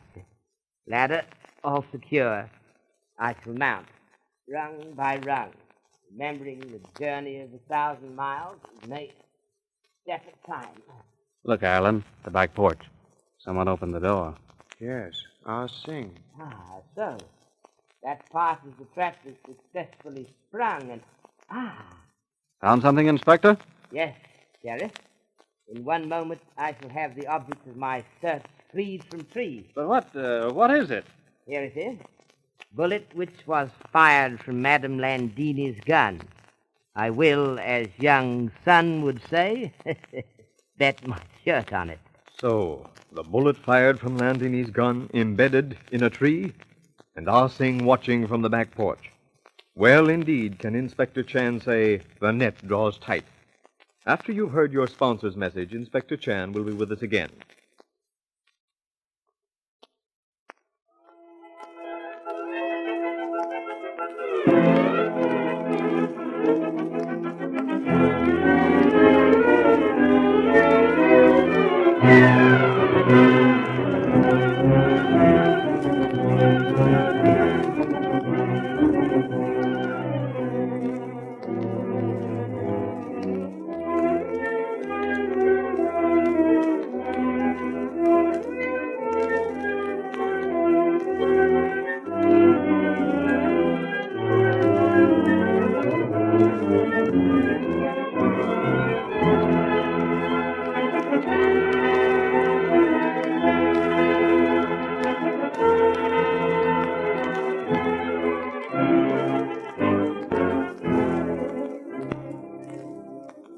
Mr. Chan, these little gems of Chinese philosophy are much appreciated. I knew you'd be pleased to learn that. I am honored as well as pleased, Mr. Wilson. Some men strive for riches and find the flavor of their success bitter to the taste. Other men desire power, but find that in their very strength they have disclosed their weakness. Still more seek fame, only to learn that fame and bitterness go hand in hand. If man can look back on life's work and find that he has been trusted, that, my friend, is life's greatest reward.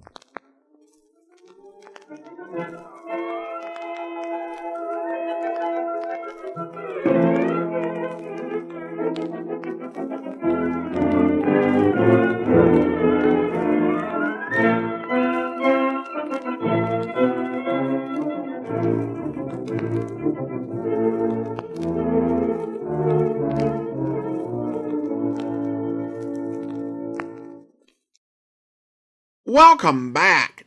They reference getting close to the end of this case.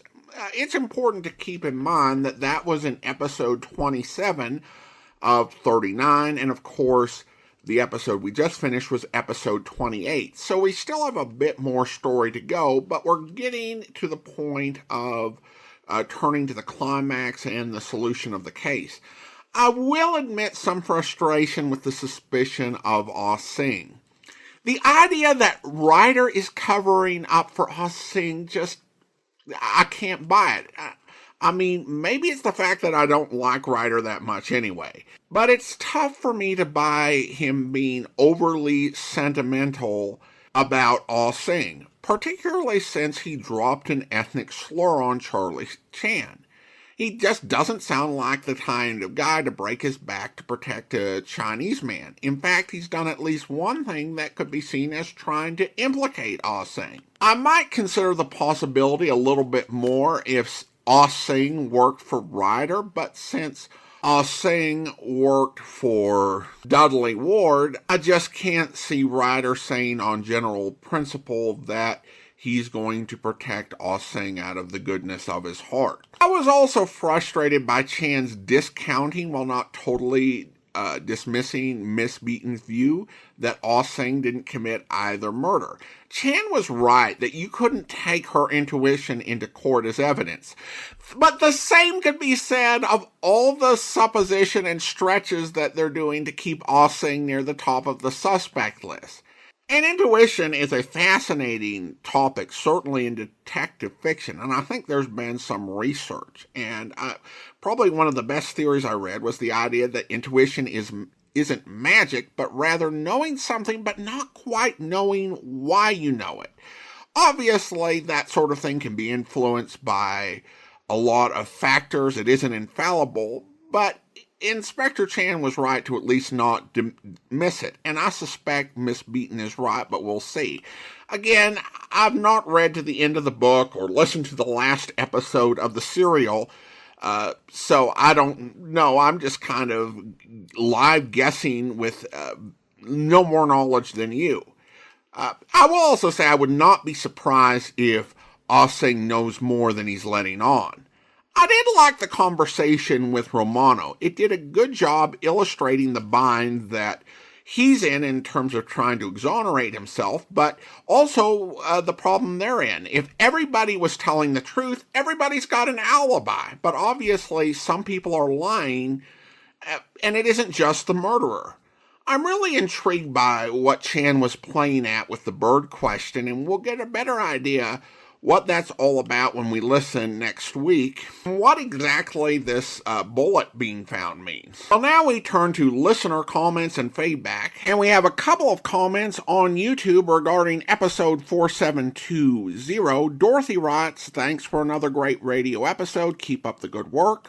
And then Bobby says, like Charlie Chan, not much violence. Well, thanks so much, and I would agree with that. This is probably the least violent program we've had on here. I mean, something like Broadway's My Beat or Pat Novak for Hire, you might have 3 or 4 murders happen in the episode. The average 2 episodes of this is Charlie Chan questioning the suspects, in between them going to enjoy recreational activities to pass the time of day. If anyone ever said the Landini murder case was too violent, I don't know what to tell you. I will say once we get into some of the self-contained episodes, there's a bit more action. Nothing like many of the other hard-boiled programs we feature. All right, well, let's go ahead and thank the Patreon supporter of the day, and I want to thank Real Udon Noodle, Patreon supporter since December, currently supporting the podcast at the Shamus level of $4 or more per month. Thank you so much for your support. And that'll do it for today. We'll be back next Tuesday with the next 2 chapters of the Landini murder case. But join us back here tomorrow for Broadway's My Beat, where...